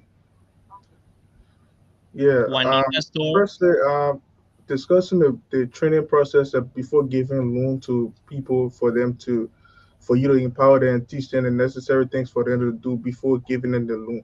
These things, when we talk about training people and making sure that they go through the necessary process, these things are, you're going to spend some funds at the end of the day, because you want to be able to equip these people with the knowledge that you want to give them before you can trust them with the money for them to pay back. So my question is that if you training these people and then before handing the money as loan over to them for them to pay back, does that affect the interest rate, or does the interest rate remain the same after investing into the training process of people before handing them funds for them to do the business?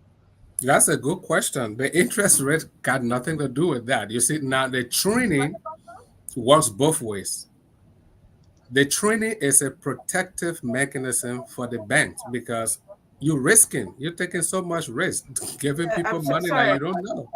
So if I'm not going to guarantee repayment, then Yeah. why do I want to Okay. give up my money to somebody I know is not going to pay me back? That's why the training is necessary. The reason America is effective and other countries and around the world, Europe and other places, and even in Africa, is because of training. Here, once you get shortlisted for a job, you go through your interview and you are accepted, you give in the offer letter, you sign. What starts? You start orientation. It's training. They put you in training. You get on the job, you're still training. I've been the current job I'm on now. I've been on it since 2016. But you're not gonna believe every year, in fact, every month, I get training that I have to complete. Some of those training I have done them over and over for the past 6, 7, 8 years, but I'm still doing them. The reason is they want you to be effective. They want you to be efficient. That's what I said. Those are the two words I will base my whole talk on. So effective is finding the right thing to do, and efficient is finding the right way to do it. So if we can't find the right thing and the right way, the two got to go together. It's not one or the other.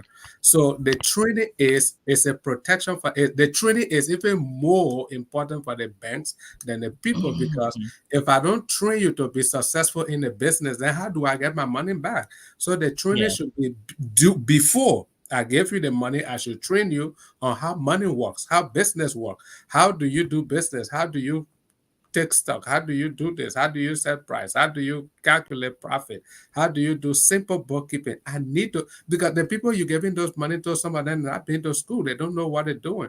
So then we assign a few agents to you that will work with you to make sure that you're doing the business well. And when the time you're supposed to start paying, you already start paying. Those are your few agents. Okay. In other fields, they say it's your how do they call them in other fields? Maybe your case study manager or case manager or stuff. Case Okay, manager. so, yeah, so those are the field agents. So they every evening they let partner Grammy Bank partners with these people, right? They like, we are partners in a business because we want you to succeed. So we're working with you to develop you until you get to that point when we are convinced that yes, you are able to do it now on your own. Then we can pull back. But then the payment has started coming in. So it protects the bank and it also protects the business owner. So everybody is growing together. So the training is a win-win for everybody. So the training goes on before I give you the money. After I give you the money, I'm still working with you. I'm still training you. And then you're doing the business. So yes, it does not affect the interest rate. It is more a guarantee for repayment. It has nothing to do with the interest rate. That's Because very at the end of interesting. the day, you're not bringing the people to a hall. You're not the people. You're going to meet them. It's the few agent that is going to. That's why they put them in groups, because it's easier. Bobby, I can train people one. Okay, so let's Okay. assume in Dupo Road we have 25 people that apply for a loan. We went through. We vetted everybody. 10 people qualify. Okay, those 10 people, we put them in two different groups, maybe based on the nature of their businesses they're doing. So we put both all of them. We have a place where we come and meet with them. They have their meetings. We come there, we meet with them. We teach them basic trainings on how to So do business. so the repayment success rate is higher when you have a group of people, Yes. a small group rather than individual. I think Because they become accountability partner. Oh, me, I saw yesterday. that I was did done. oh, I That has paid been this. done in Liberia before. You said, That's Bobby, you want to say that again? They want the repayment? Yeah, when you put people in small groupings to manage a loan, the repayment rate, Okay. okay, It is becomes higher higher. than if you gave the money to an individual and they go sit down somewhere and eat the money. But if y'all 5 of you guys are managing the money, Magdalene, think about it. Yes. Yeah. You can't just do what you want. All 5 of you have to collaborate. Yes. And before you do anything untoward with that money, you would think twice. Like, I'm dealing with 4 other people here. I can't just get up and do something, And so if, I like that. But yeah, and I was gonna say that I think become that sounds familiar to me, because I want to believe somebody told me one of these banks in Liberia, when I was in Liberia, was beginning to implement something like that. I just don't have all the details. Probably one of the listeners will call in and confirm what I'm saying. But I believe somebody attempted, Reverend, to do something like that. Yeah. Okay. Okay. And if some So banks don't have it, they can call some of us who can come and help establish such a department, and get few okay. agents and get And people how to how will you refer to that department? We can call it macro enterprise. I think most banks already got macro enterprise department. So Yes. it's just a macro enterprise.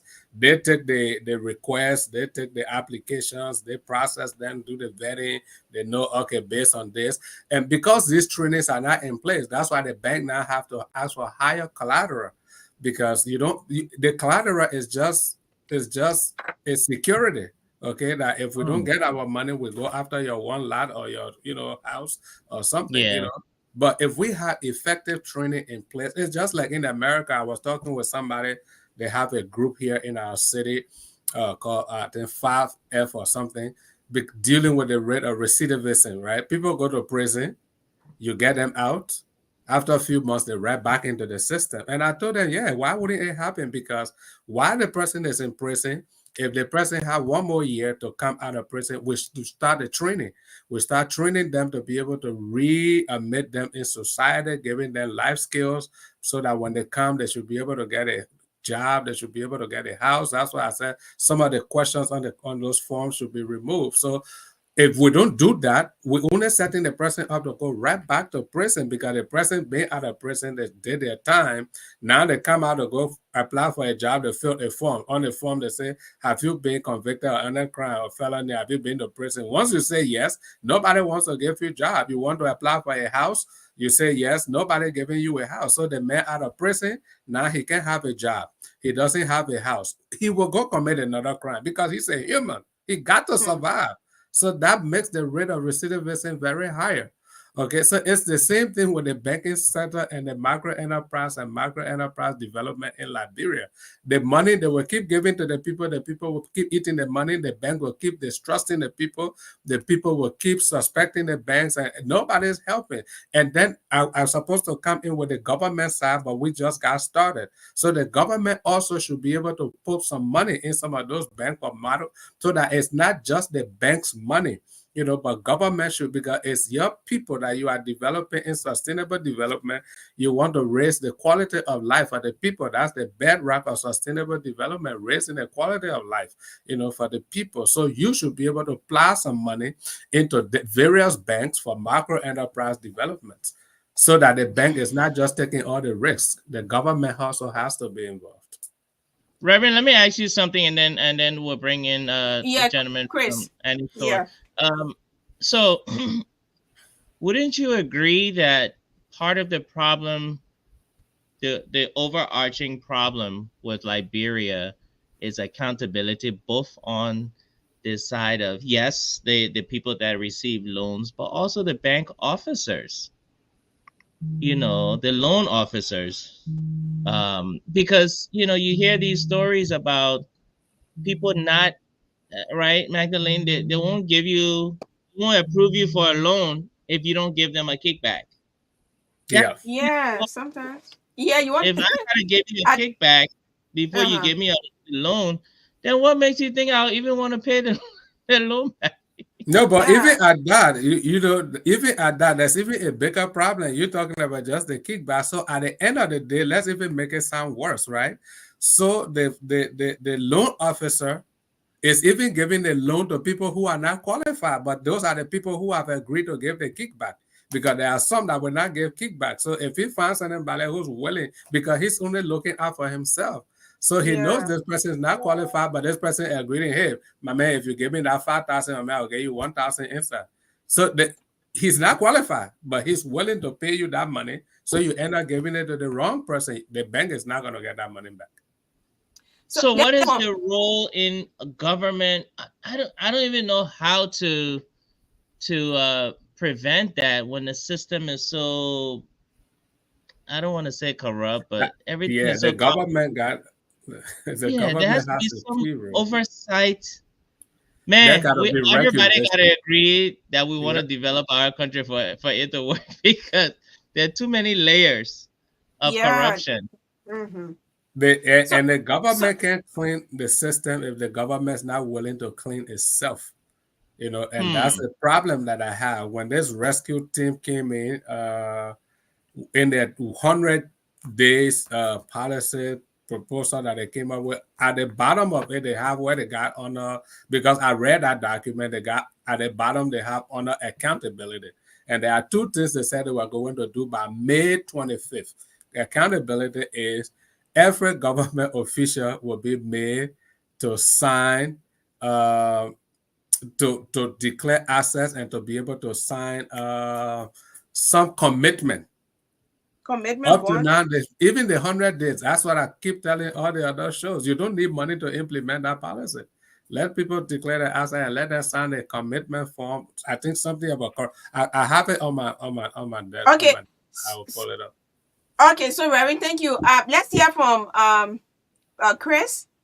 Let's hear from you. We'll give you at least 2 minutes. As soon as you're done, we will take calls. Tell us about your small business, how is it, and some of the challenges that you encounter, and you can also speak to some of the you listen to them, and you can also speak to some of the issues that they spoke about.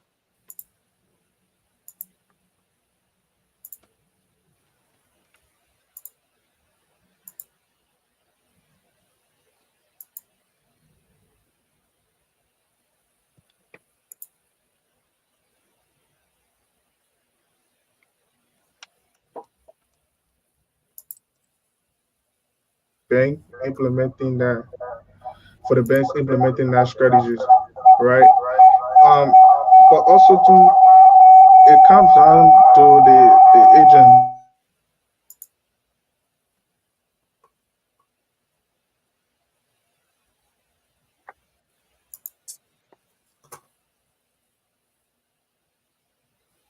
If they're not hearing him, they will say, He's muted. "Oh my God."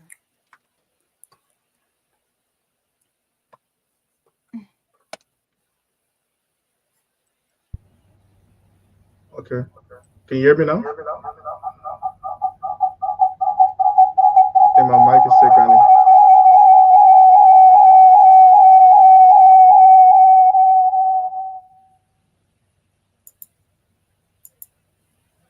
Okay, so yeah, I was saying, the agent also play a major part in this. There should be a set standard for people. Can you hear me now? Okay. Yeah. I said the agent play a major part in these things as well. Because when you look at it, the issue of identifying people that qualify for the loans, nowadays people just taking somebody that they know. Sometimes people don't fit these requirements, but they go ahead and take people because at the end of the day they want to take money from them before somebody even get the chance for to qualify for loan or to go through the training process like Reverend stated, they have to meet a certain requirements. And some of these things have to be put into place because just because somebody is doing a business, that doesn't automatically allow them to take loan. They should be at a certain point, at a certain level before they can be qualified to take loan. So the agent to play a major part into that. The bank can come up with that idea, it will be helpful to train people because I see one of the challenges of businesses in Liberia not expanding is due to capacity building because most business owners don't have the proper training, the proper knowledge on how to really run a business. So somebody just wake up one day, start a business without the right guidelines and what necessary for them to do. So that's why one of the struggles is that they don't have the right knowledge to be able to run a business properly. And I feel like the challenge also comes from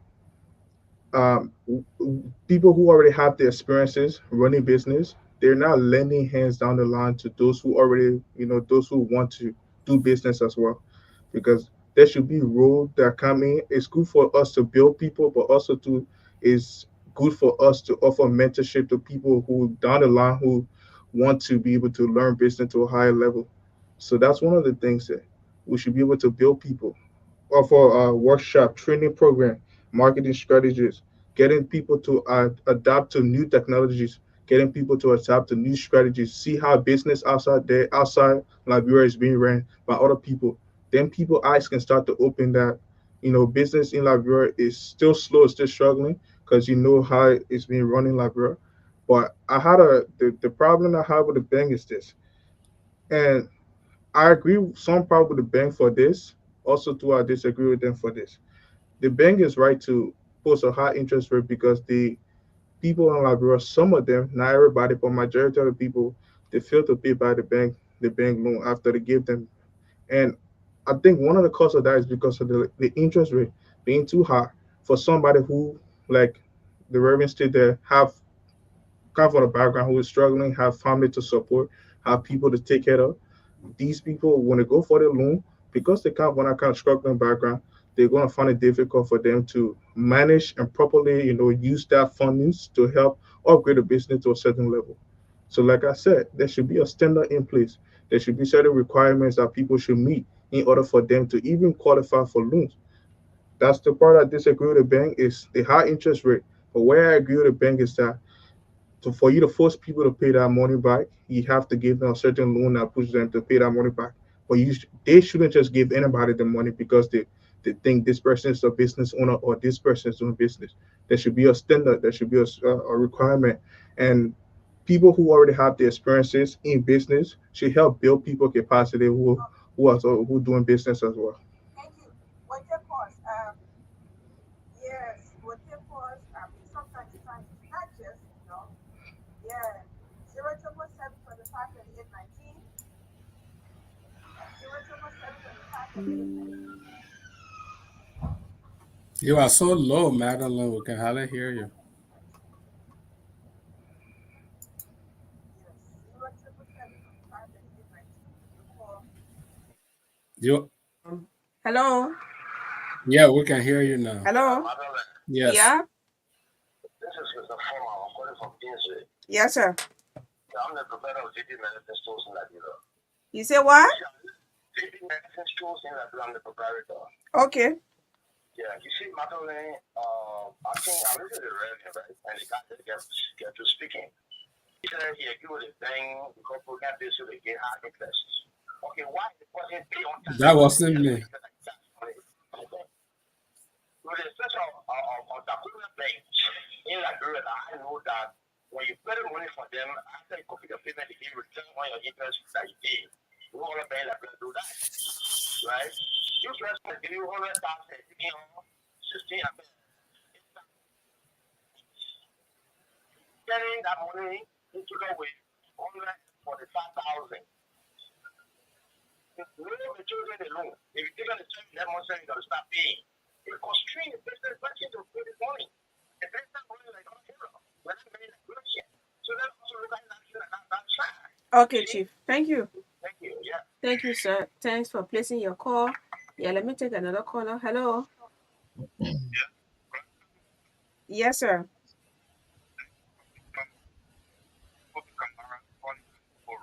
Okay.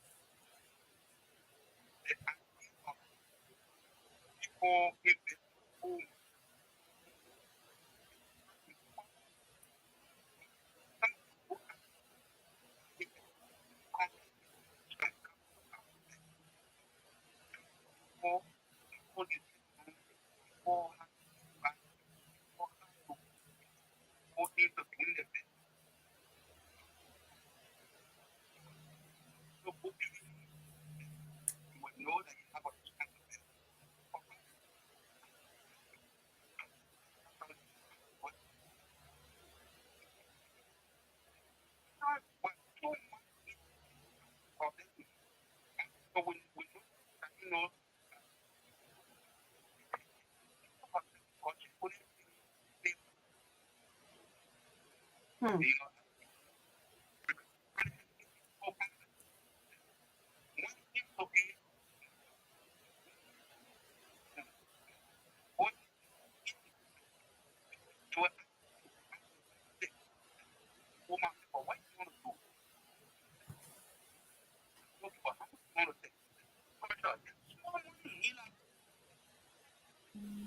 No, it's so what? So much. Okay.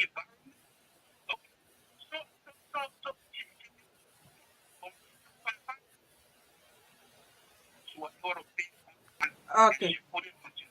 All right.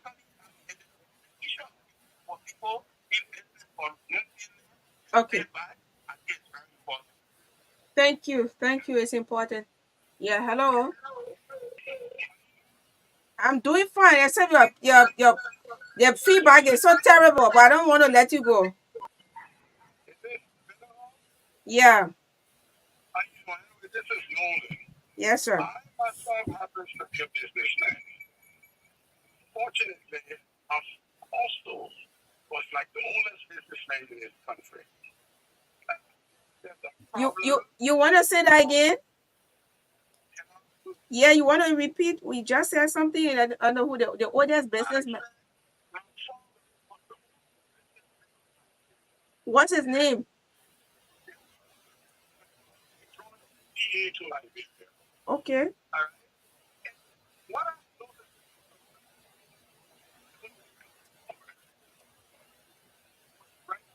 business card. You go to my father for clarification what I can do.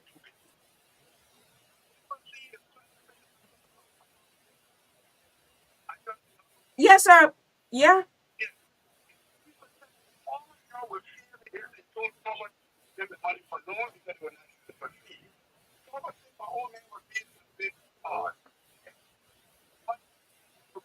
And guess what?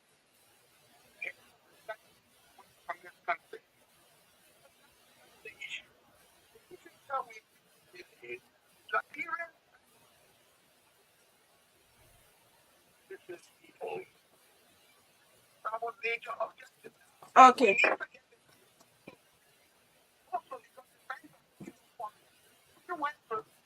You have a like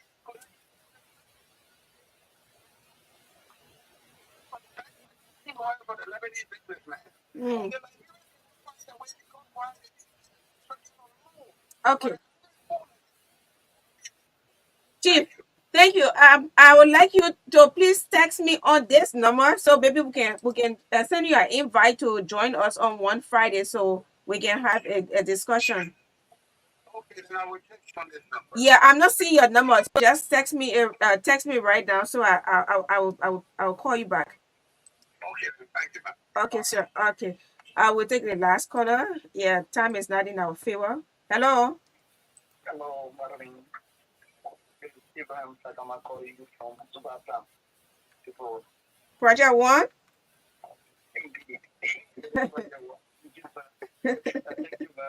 How many people do we owe? Okay, quickly, Chief. Tell us, your time or 30 second remaining. Thank you so very much, Madeline. I want to thank your family for the fine discussion because of so many issues that are very genuine. But let me say this, why some of these processes, some of these procedures don't work in Liberia easily? The bottleneck. Let's bottleneck that. Bottleneck. 2 minute bottleneck and when you bring anything into this country and you decide to place 2 minute checkpoints to let people find ways to dodge it cleverly and make it out of business for themselves to benefit. For example, if you tell the police to do inspection, police strike a deal with the driver because there are 2 minute bottleneck in the driver going to register his car. Or car will go to register his car. So it is to businesses and those that are monitoring or whatever they are call them to the bank, the interact with the people. Yes. They will create some things because they are thinking about it. They can't reach the bank easily. Okay. Thank you so very much. Thank you, Mr. Sakama. Thanks to all of our callers. We appreciate. What you want me to do? Okay. Yes, we do appreciate. Yes, we have to go. Yes, our time is not in our favor. So take parting comments from our panelists, and yes, so we have to go. Very. I'll start. Well, okay. Let the Yeah, Reverend you start. can Let go. the You can guest go start, ahead. and then the Reverend, and then I'll end. Yeah. We are out of time. We are out of time. So I mean, somebody can just get going. Okay, I can get going. So, Yeah. what our brother talked about last is what I would want to end on. When it comes to the interest rate, yes, that's a problem because the help you're trying to give, you end up producing slaves. So when the interest rate is that high, then of course the loan becomes a problem because that means you're just milking the people, you're not developing them. So that's where the government's supposed to come in. The government of Liberia through the Central Bank of Liberia and whatever regulatory agency, they have to be able to force those banks to set the interest Okay. rate at a particular percentage. And then two, you can't just give money out. Everything is about training. You're making them to fail if you just give them money without training them. It's like in America, nobody gives you credit card. They do just give you credit card like that. Before they give you credit card, they give you a secure credit, okay, line of credit. So that secure credit is your own money. They take your own money, they put it in the bank and put it on your credit card. You give them that money and they work with you for a period of maybe 6 months, 1 year, using your own money. If your repayment on that credit card is successful, then they now remove the restriction and they give you the unsecured credit. Okay, then now the bank gives you their money now because you'll be able to manage your own money well, so they know now you can manage theirs. Again, let me close with this statement. The late Dr. Miles Monroe says, when the purpose of a thing is not known, misuse becomes inevitable. So if you don't train the people on what the purpose of the loan is, how it's supposed to do to help them raise their own quality of life, definitely they will abuse it. That's why everything boils down to training. So the bank Okay. should take the blame. Thank you. Thanks, Dad. Thank you so much. Yeah, Bobby is muted. Oh, he's off. I can use his time. No, we don't. We're gonna take your time. Yeah, we're actually out of time. I understand. I was just kidding. Yeah. Oh, Bobby is still outside. Bobby is still out. I don't know. I think But he just. Chris, Chris, sign up. Okay. Magdalene, I was hearing everything that Reverend was saying again. He tried to use my. I heard Bobby gotta go. So take 10 minutes to Go sign ahead, up. Mr. Fala. I'm in trouble right now. Okay. Mr. Fala, go ahead, and then I'll close. Yeah, quickly. Yeah. I want to say that if you're going to take loan from a bank, as I think we need to make sure we pay as soon as possible. Also, to the government have to step into with the interest rate, like what Reverend said, for us to have a set interest rate for business owners instead of us trying to help them in a different way. We should be trying to give them loan that will be, in a way that will help them too to be able to pay back easier instead of them going through stress. Okay. Thank you so much, Mr. Fala. Yeah, so I'll just go ahead and close. Yes, can you hear me? Can you all hear me? I can hear you. Okay. Yeah, I'm glad the conversation went in the direction that it did, because I think it's very critical, like Reverend and Mr. Fala have said, the issue of funding businesses, getting loans, interest rates is critical. One recommendation I would have is, if it's not already in existence, is to form, like maybe the Small Business Administration or Liberian Business Association, an umbrella like that can come up with a loan scheme where they can have a set interest rate. Okay. And they're managing that. So something like that will work. But thank you so much for the show today, Magdalene. You ate 10 minutes of our time, but you're just rushing us, but that's okay. I sincerely apologize. I sent the link earlier, but you didn't come on time to. Oh no, so I was on time early. I was right on time, and you just went on with your own discussion. I apologize. You guys have a good day. Thank you so much. It was a good show. Thank you, Mr. Fala. Thank you, everybody. Thank you so much. See you on Friday. Ravi Sally, please come back on. I will be on. Thank you. Okay, thank you. Thank you. See you Monday.